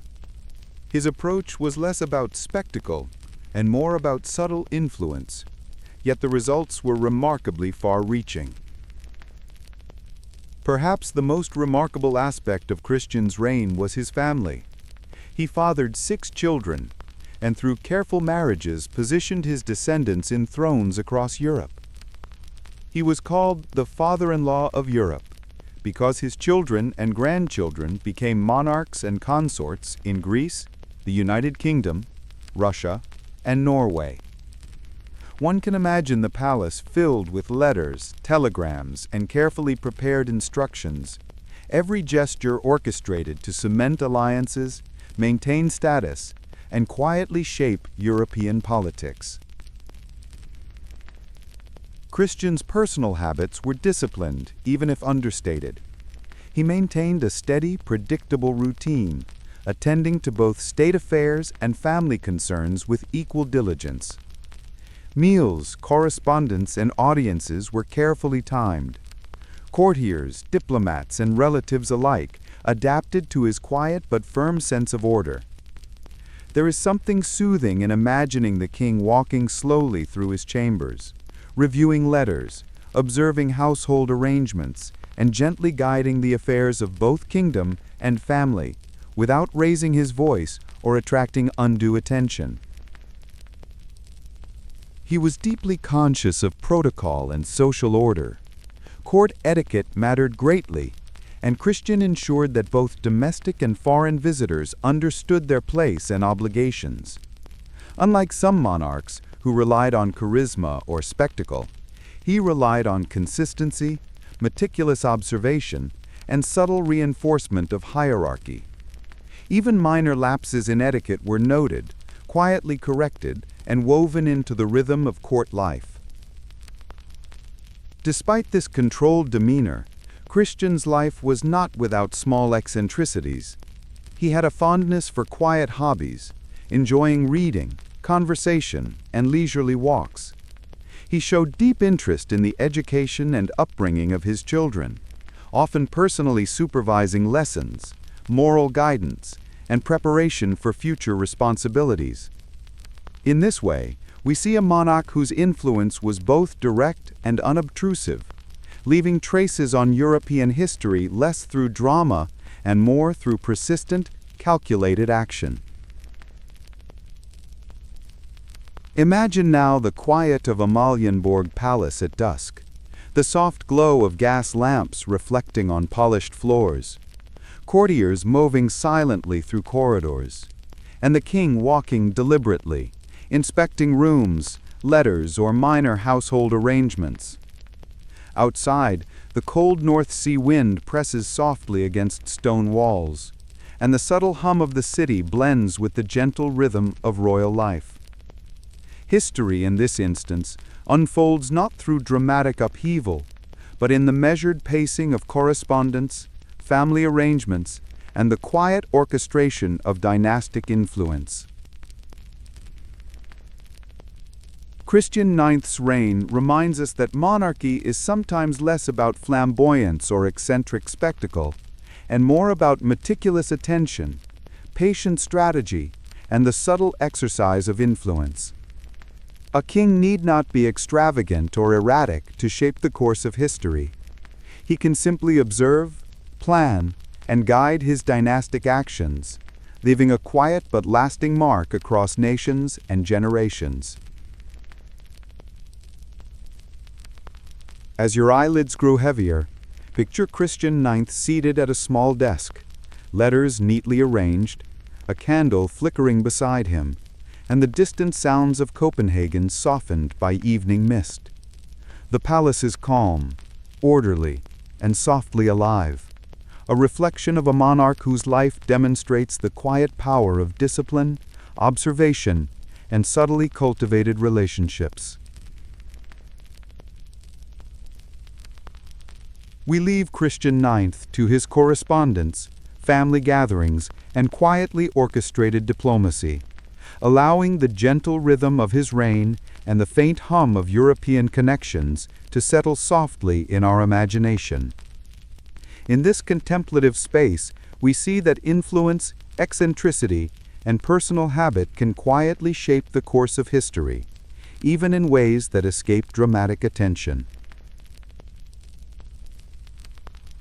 Queen Victoria, the widow, the observer, and the relentlessly dutiful queen. From the cold, disciplined halls of Denmark, let us drift back across the North Sea to the British Isles, where the foggy streets of London and the muted gardens of Windsor form the backdrop for the reign of Queen Victoria. Ascending to the throne in 1837, at the age of 18, Victoria inherited not only a kingdom, but a sprawling empire, a complex court, and a culture that prized decorum, duty, and social order. Victoria's personal habits were famously rigid. She rose early, maintained detailed diaries, and meticulously supervised correspondence, state affairs, and court life. Her days were punctuated by audiences, council meetings, and carefully timed ceremonial appearances. Courtiers quickly learned that precision, punctuality, and absolute decorum were not merely recommended, they were quietly demanded. One can imagine the hushed tension of a room as officials await the Queen's arrival, every gesture scrutinized, every expression weighed against expectation. Her obsession with duty extended into family life. Victoria married Prince Albert, and together they raised 9 children, supervising not only their education, but also the intricate social and dynastic arrangements that would spread the family across European courts. She carefully arranged marriages, corresponded with relatives across the continent, and took a hands-on approach to shaping the moral, social, and political values of her offspring. One imagines the palace buzzing with activity, tutors, governesses, and advisors all coordinating under her watchful gaze, each move reflecting her subtle but pervasive influence. After Albert's death in 1861, Victoria's eccentricities intensified, largely shaded by mourning and withdrawal from public life. She became reclusive, rarely appearing in public and often retreating to Windsor or Balmoral. During these years, she maintained strict routines. She awoke and dressed at the same time, attended to correspondence, and meticulously planned every aspect of her days. Her devotion to ritual and order became almost obsessive, a personal anchor in a life marked by grief and immense responsibility. Victoria's private interests were equally precise. She enjoyed painting, collecting artifacts, and studying languages and literature, often surrounded by her children or trusted attendants. Even her leisure activities were conducted with deliberation and care. Walks in the gardens, visits to the countryside, and observation of her household all followed schedules and routines designed to maximize efficiency, reflection, and control. Her court, like her daily life, was marked by formality, subtle observation, and quiet protocol. Diplomats, advisors, and relatives adapted to her exacting standards, balancing ambition with the necessity of deference. Even small lapses in etiquette could attract a pointed glance or a carefully worded note, and her sense of propriety shaped not just domestic life, but diplomatic relations across Europe. Imagine now Windsor Castle at dusk, the soft flicker of gas lamps along corridors, the muffled footsteps of attendants, and the Queen herself seated at a desk, pen in hand, reviewing correspondence or annotating diaries. Outside, the gardens lie still, the faint murmur of the Thames distant and muted, and the rhythm of court life flows quietly, methodically, and persistently, echoing the deliberate patterns of the Queen's mind. Victoria's reign reminds us that influence is often quiet, structured, and disciplined. Monarchs need not be flamboyant, eccentric, or dramatic to leave a mark. They can exercise persistent, subtle control through habit, correspondence, and personal oversight. Her long life demonstrates the power of meticulous attention, duty-driven routines, and careful cultivation of personal and familial networks. As your eyelids grow heavier, picture the Queen rising slowly from her desk, moving with careful deliberation through candle-lit corridors, occasionally pausing to glance at family portraits or mementos, and then retiring for the evening. The soft hum of Windsor blends with the muted night outside, and the palace itself seems to breathe with her exacting but human presence. We leave Queen Victoria to her diaries, her correspondence, and her quietly orchestrated court, allowing the gentle rhythm of her life and the persistent influence of her habits to settle softly in our imagination.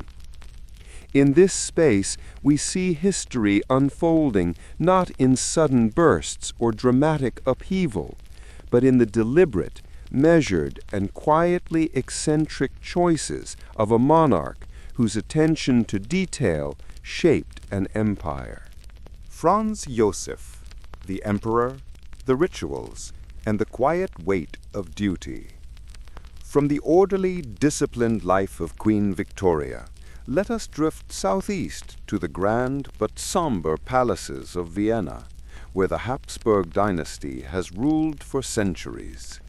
Here reigns Franz Joseph I, Emperor of Austria, a man whose reign stretched from 1848 to 1916, almost 70 years, encompassing revolutions, wars, and the slow transformation of an empire. His life was defined less by flamboyant eccentricities and more by relentless routines, obsessive attention to protocol, and a quiet, pervasive melancholy. Franz Joseph ascended the throne at the age of 18, following the abdication of his uncle Ferdinand I, who struggled with health and capability. From the outset, the young emperor demonstrated extraordinary diligence, devotion to duty, and an almost compulsive respect for ceremonial order. Every day, every meeting, every audience followed precise rules. Courtiers quickly learned that deviation from protocol could provoke subtle rebuke, disapproval, or a quiet but firm correction. The rhythm of the Habsburg court was slow, measured, and meticulously structured, almost hypnotic in its persistence. His personal habits reflected this rigid discipline. Franz Joseph rose early, dressed meticulously, and reviewed state papers with methodical care. He kept detailed diaries, noting events, decisions, and even minor occurrences, maintaining a record of his reign that was exhaustive in its precision. One can imagine the emperor seated at his desk in the Hofburg Palace, quill in hand, candlelight flickering softly, tracing each detail of statecraft and domestic affairs with unwavering focus. Franz Joseph was deeply conservative, both politically and personally, preferring order and continuity over spontaneity or experimentation. He took personal interest in military matters, diplomacy, and the administration of his vast, multi-ethnic empire. Yet alongside this devotion to governance existed small, quietly revealing eccentricities, a love of hunting, fascination with architecture, and a rigid, almost ritualistic approach to daily life. These personal routines reinforced his sense of control and predictability, even as Europe around him shifted unpredictably. His domestic life was tinged with melancholy. Franz Joseph married Elizabeth of Bavaria, known affectionately as Sisi, a woman whose own eccentricities and restless spirit often clashed with his methodical habits. Their relationship was marked by tenderness, distance, and occasional estrangement. The emperor took the upbringing of their children seriously, supervising education and courtly instruction with meticulous care. The family's private life, like the public court, followed patterns of routine and discipline, with small eccentricities subtly woven into daily existence. Despite the weight of empire and personal grief, particularly following the assassination of his brother Maximilian in Mexico, the death of his son, Crown Prince Rudolf, and other family tragedies, Franz Joseph maintained an outward calm. He rarely displayed overt emotion in public, and even his private routines remained structured and deliberate. One can imagine the emperor walking slowly through the gardens of Schönbrunn Palace, observing attendants, reviewing reports, and pausing occasionally to note architectural details or the progress of horticultural arrangements, all conducted with quiet, obsessive precision. The Habsburg court under Franz Joseph was simultaneously grand and hypnotically restrained. Ceremonies unfolded with a slow, deliberate rhythm, reflecting centuries of tradition, while courtiers moved like clockwork, aware that the emperor observed and measured each gesture. There is a quiet fascination in imagining the slow cadence of Vienna's palaces, the faint echo of footsteps along marble corridors, the rustle of silk gowns, and the gentle flicker of chandeliers illuminating faces carefully trained in etiquette and observation. Franz Josef's life reminds us that monarchy is not always loud, dramatic, or eccentric in the flamboyant sense. Influence can be exercised through the careful management of routine, the obsessive enforcement of protocol, and the quiet, persistent habits of daily life. His reign exemplifies the subtle but enduring impact of disciplined observation, conscientiousness, and meticulous personal habits on both court and empire. As your eyelids grow heavier, picture the emperor seated in a quiet study, quill in hand, surrounded by documents and softly flickering candles. Outside, the gardens of Schönbrunn Palace lie still, the distant sounds of Vienna muted beneath a layer of evening calm, and the palace itself seems to breathe with the measured, hypnotic rhythm of decades of disciplined routine. We leave Franz Josef to his diaries, his ceremonial routines, and his quietly orchestrated court, allowing the gentle, persistent rhythm of Habsburg life to settle softly in our imagination. In this space, we see history unfolding not in sudden drama or spectacle, but in meticulous, deliberate habits, quiet melancholia, and the patient exercise of duty that shapes generations. From the disciplined, melancholic halls of Vienna, let us drift south to the forested hills and misty lakes of Bavaria, where the kingdom's capital, Munich, hums softly under a cool twilight. Here reigns Ludwig II, a king whose imagination, eccentricity, and obsession with fantasy shaped not only his personal life, but also the landscapes and castles that still capture the imagination today. Ludwig ascended the throne in 1864 at the age of 18, inheriting a small but proud kingdom. Unlike his predecessors, who were often defined by discipline, duty, or political calculation, Ludwig was immediately marked by his detachment from practical governance and his immersion in the world of art, music, and architecture. He was captivated by operas, particularly those of Richard Wagner, whose mythic narratives fueled Ludwig's lifelong fascination with fantasy, romance, and idealized heroism. From the outset, Ludwig exhibited a series of quietly peculiar habits.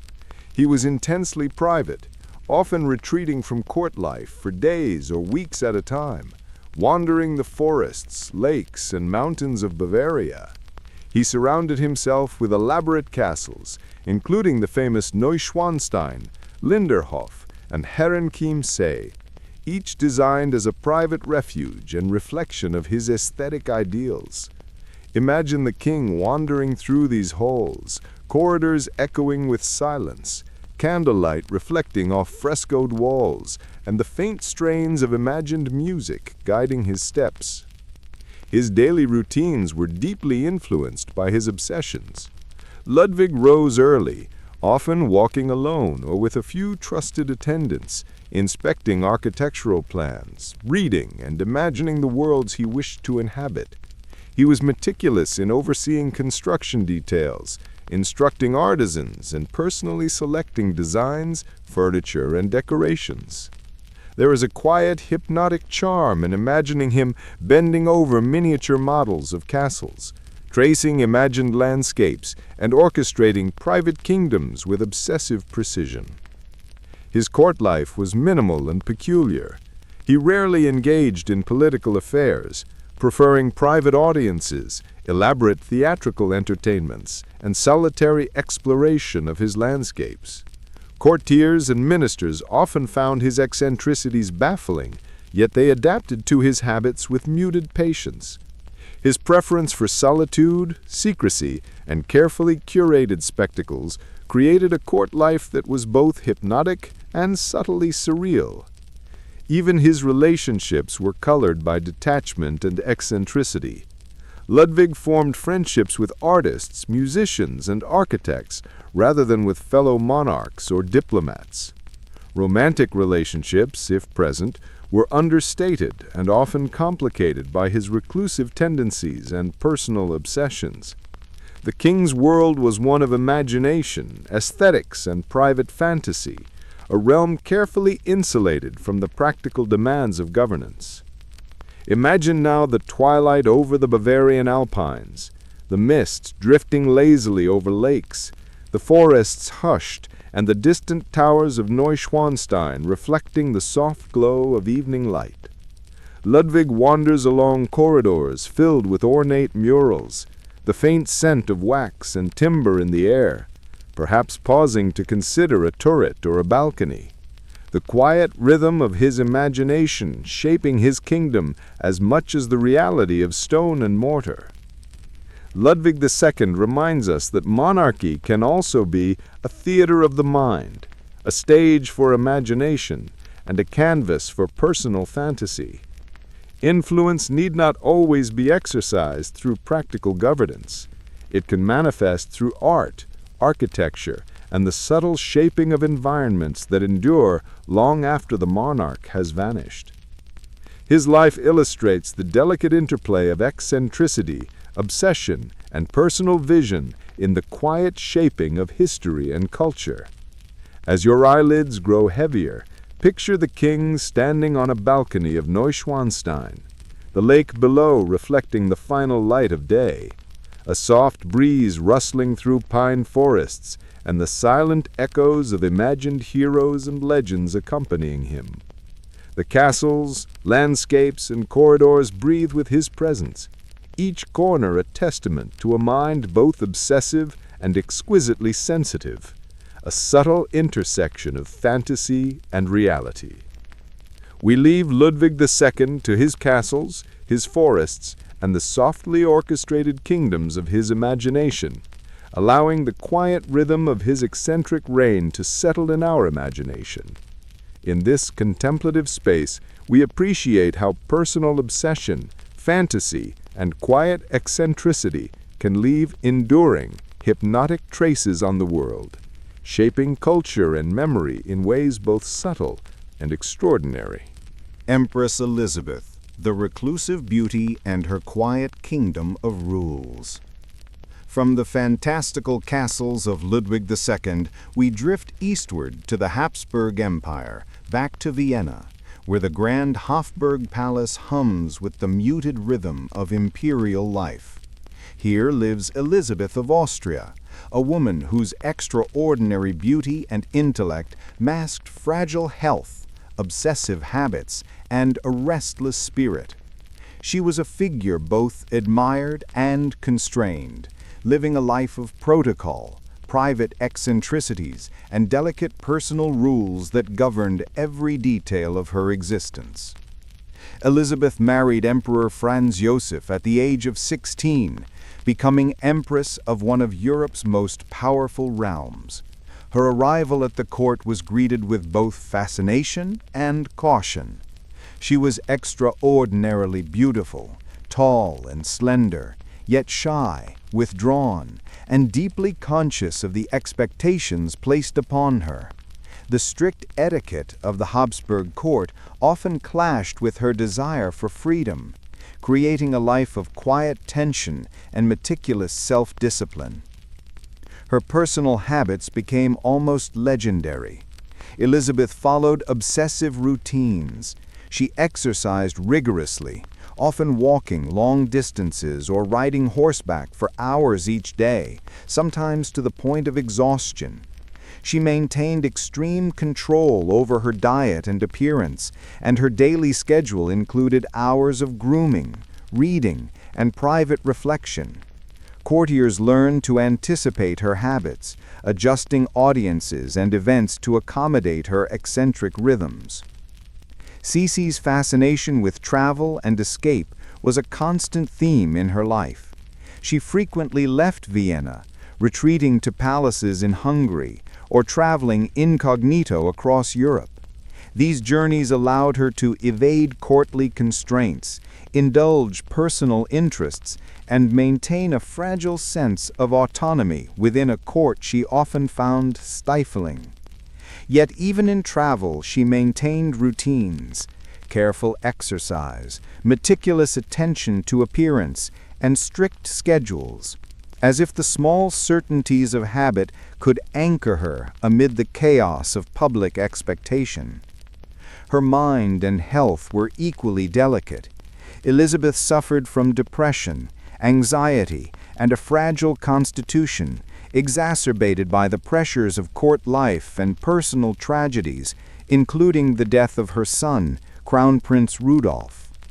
These personal losses deepened her introspection, intensifying her reliance on routines, travel, and private reflection as a means of coping.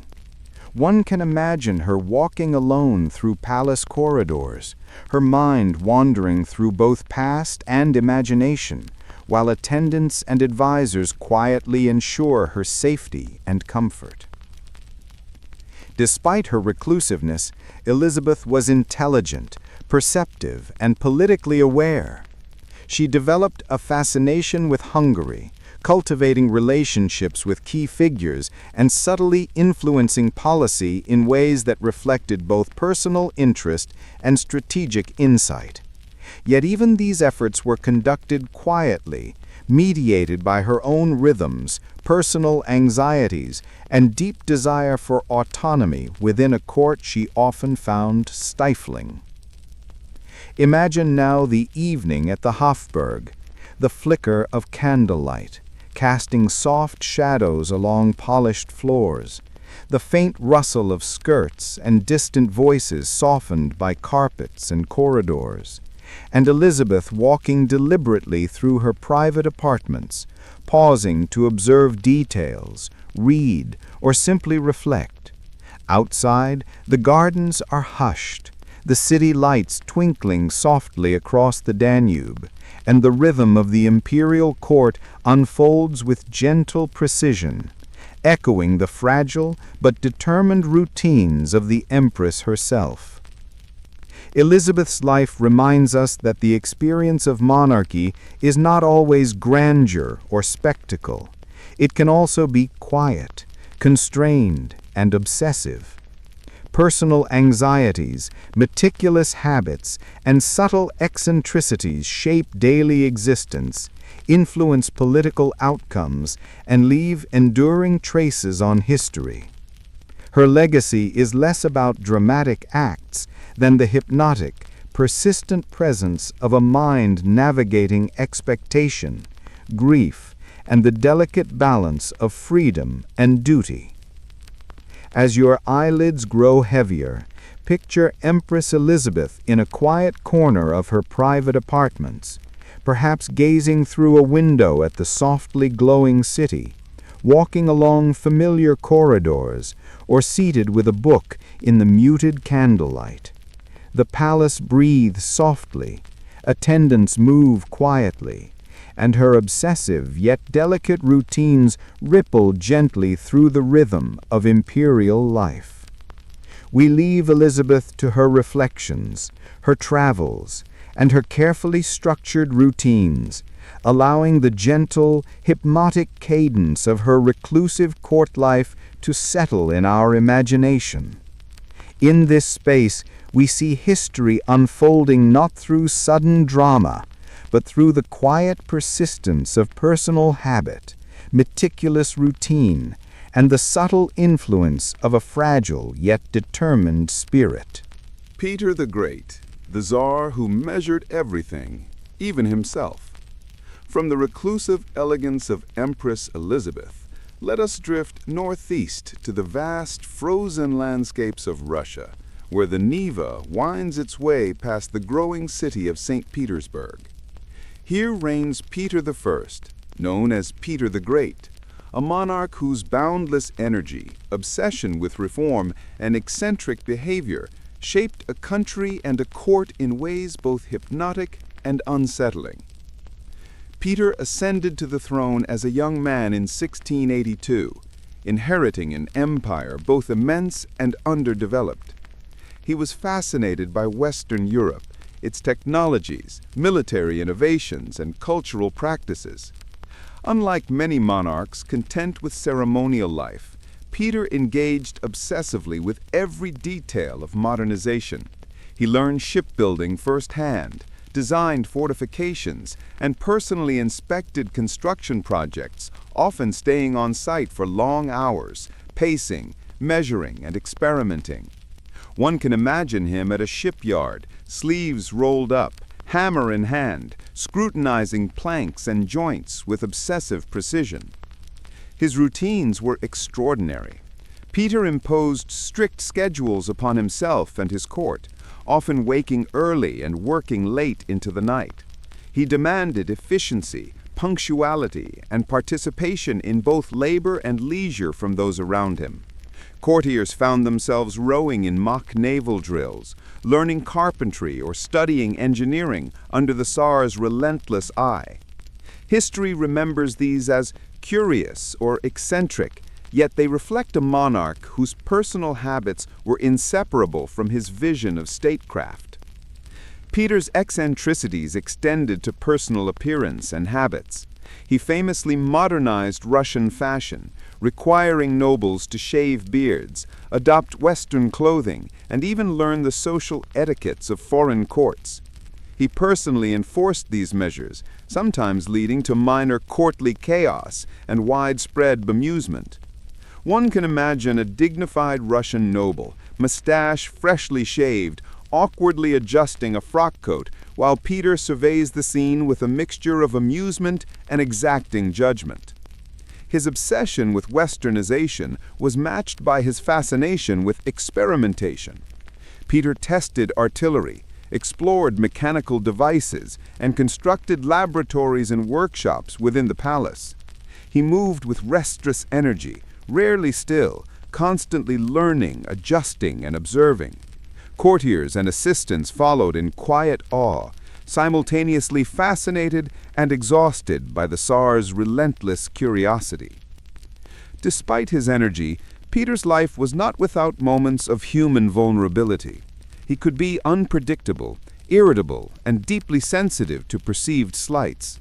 Yet beneath the forceful exterior existed a deeply engaged mind, one constantly analyzing, imagining, and reshaping the structures of governance, society, and culture. One can imagine him pacing late at night, observing river ice, studying blueprints, or annotating reports, the quiet intensity of his focus radiating through the palace. Imagine now the frozen banks of the Neva at dusk, St. Petersburg under a pale fading light, the faint echo of hammers from shipyards, and Peter walking with deliberate yet restless steps, observing every detail, testing every measurement, and imposing his vision upon the city and his court.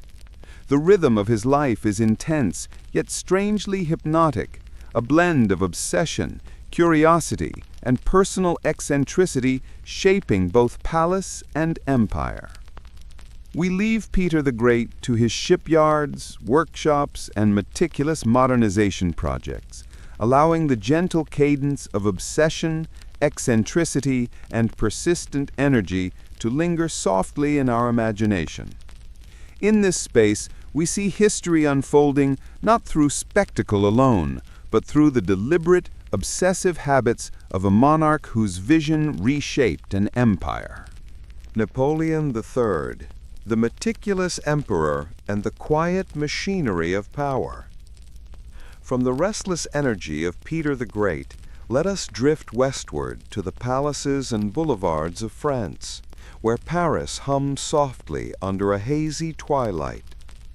Here reigns Louis Napoleon Bonaparte, known to history as Napoleon III, a ruler whose life combined ambition, obsession with order, and private eccentricities, creating a court life both tightly controlled and hypnotically detailed. Napoleon III rose to prominence in a Europe still recovering from the turbulence of revolution and the shadow of his famous uncle. He became Emperor of the French in 1852, having navigated exile, imprisonment, and political maneuvering with quiet determination. Unlike monarchs who relied solely on charisma or spectacle, he exercised influence through meticulous management of both public perception and private court life. Every ceremony, audience, and official document was observed, rehearsed, and executed with precise attention to detail. His personal routines were exacting. He maintained strict schedules, attending to paperwork, military reports, and diplomatic correspondence with disciplined regularity. Courtiers soon learned that appointments, meetings, and ceremonial duties were not mere formalities. They were carefully orchestrated parts of a larger machinery that required precision, punctuality, and respect for hierarchy. One can imagine him reviewing state documents late into the evening, quill in hand, candlelight flickering softly, while aides stand silently by, prepared to execute his instructions with exactness. Napoleon III was also quietly obsessed with appearances and perception. He carefully curated not only his own image, but the visual presentation of the court, the palaces, and the streets of Paris. Urban renovation, monumental architecture, and public ceremonies were arranged with meticulous attention, creating a city that reflected the precision, control, and subtle hypnotic rhythm of his reign. The emperor's interest in order extended beyond politics into personal habits, attire, and decorum, shaping both the private and public face of his empire. Despite this outward order, Napoleon III was personally anxious and often cautious. He preferred predictable routines and structured environments, relying on carefully planned strategies rather than impulsive decisions. His court life reflected this disposition. Advisors and attendants moved with quiet precision. Events unfolded according to strict timetables, and deviations were subtly corrected without drama. There is a calm fascination in imagining the slow, deliberate choreography of palace life, punctuated by the emperor's soft but discerning oversight. Napoleon III also enjoyed private intellectual pursuits. He read widely, maintained correspondence with scholars and statesmen, and followed scientific, technological, and military developments with keen interest. His curiosity was orderly rather than restless, and his habits of observation and study mirrored the meticulous structure of his political life. One can picture him late at night, alone in a library, flipping through reports or treatises, the faint scratch of quill against paper blending with the soft hum of the city outside. Now imagine the streets of Paris at dusk, the boulevard lights flickering, the faint echo of carriages on cobblestones, and the emperor moving through his private apartments with quiet attention to detail. Palace corridors are hushed, attendants shift silently, and the city itself seems to pulse with the deliberate, measured rhythms of court life under his watchful gaze. History here is not dramatic spectacle, but a hypnotic interplay of order, discipline, and the subtle influence of personal habit. Napoleon III reminds us that monarchy can function as a carefully calibrated mechanism, where influence, perception, and order flow through habits, routines, and disciplined oversight. His reign demonstrates the quiet power of meticulous management, the subtle hypnotic pull of routine, and the understated eccentricities that leave enduring traces on both court and city. As your eyelids grow heavier, picture Napoleon III seated at a desk surrounded by maps, reports, and carefully arranged correspondence. Candles glow softly, the muted Parisian sounds drift through the windows, and the subtle rhythm of the court continues in precise, deliberate motion. His presence quietly shapes the world around him, a reminder that power often resides not in sudden action, but in persistent, attentive control and gentle obsession with order. We leave Napoleon III to his manuscripts, urban plans, and meticulously orchestrated court life, allowing the quiet rhythm of his reign and the subtle hypnotic influence of his habits to settle softly in our imagination.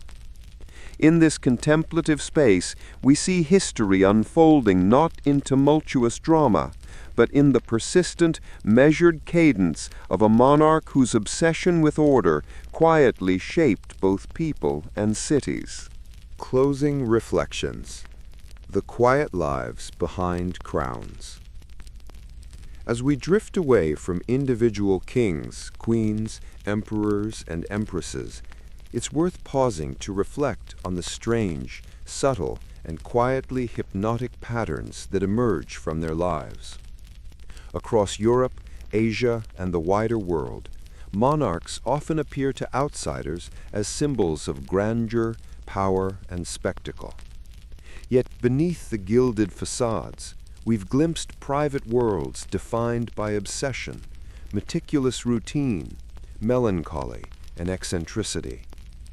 Some were obsessed with physical appearance, like Empress Elizabeth, walking miles each day to maintain a delicate figure. Others, like Peter the Great, immersed themselves in labor and innovation, personally supervising shipyards and laboratories with relentless energy. Some, like Ludwig II, retreated entirely into fantasy, creating castles and worlds that exist almost entirely in the imagination. And yet, all of them shared a quiet persistence, a way of bending the world around them through habit, meticulous attention, or personal obsession. We've seen how grief and melancholy shaped rulers, Maria I's devotion intertwined with sorrow. Franz Joseph's strict routines carried him through decades of personal and political challenges. And Queen Victoria's discipline masked profound loneliness. Even seemingly mundane routines, meal schedules, letter writing, ceremonial observances became subtle instruments of influence and survival. In these stories, history unfolds not as sudden drama or spectacular upheaval, but as the quiet rhythm of human lives, small rituals, private fears, peculiar fascinations, and oddly structured routines. Monarchs are often remembered for wars, treaties, and proclamations, but it is their personal habits, the obsessive, eccentric, sometimes fragile routines that leave lasting impressions on culture, architecture, art, and even social norms. Imagine now a twilight across Europe, the slow fading light on the Neva, the Danube, the Thames, and the Seine. Palaces breathe quietly. Corridors echo faintly with footsteps of the past. Gardens sway in gentle breezes, and the ghosts of monarchs move softly through the halls. Their obsessions, their meticulous routines, their private sorrows, they linger subtly in tapestries, manuscripts, city plans, and castles. History, in this sense, is a quiet, almost hypnotic rhythm, shaped less by sudden events than by the persistent, sometimes eccentric, and often deeply human habits of those who ruled. As your own breath slows and your mind drifts with the cadence of these stories, let the faint echoes of candlelit corridors, distant gardens, and softly ticking clocks guide you. There is no final drama, no sudden flourish. Only the gentle persistence of lives lived in private worlds, shaped by obsession, curiosity, grief, and the quietly peculiar rituals of monarchs. In the end, perhaps the greatest lesson is that power, eccentricity, and humanity are rarely loud. They are subtle, persistent, and often strangely hypnotic. And as we close this exploration, you may feel the quiet resonance of centuries of private routines, strange habits, and softly obsessive minds lingering like candlelight in a vast, silent palace. Part 23. Farewell to the Silent Monarchs. Tonight, as we drift slowly toward the end of our journey, we leave behind the kings, queens, emperors, and empresses who lived in worlds simultaneously grand and fragile. Some built empires, others built castles of fantasy. Some meticulously curated courts and families, and others simply walked corridors for hours, lost in thought. Each monarch reminds us that behind public power lies private eccentricity, habits, routines, obsessions, and melancholies that quietly shape history. Their lives are long, slow, and intricate stories of persistence, imagination, and human fragility, unfolding like candlelight along palace walls. So as you settle in and dim the lights and let the night draw near, remember these quietly fascinating rulers. Their kingdoms may have been vast, their palaces glittering, but it was their private, oddly human routines, the obsessive walks, the careful letters, the solitary reflections that truly left a mark on history. Rest now, allowing the gentle echoes of these lives to fade softly into your dreams. And perhaps, somewhere between the pages of history, the faint traces of candlelit corridors, distant gardens, and softly obsessive minds continue to linger as quietly mesmerizing as ever.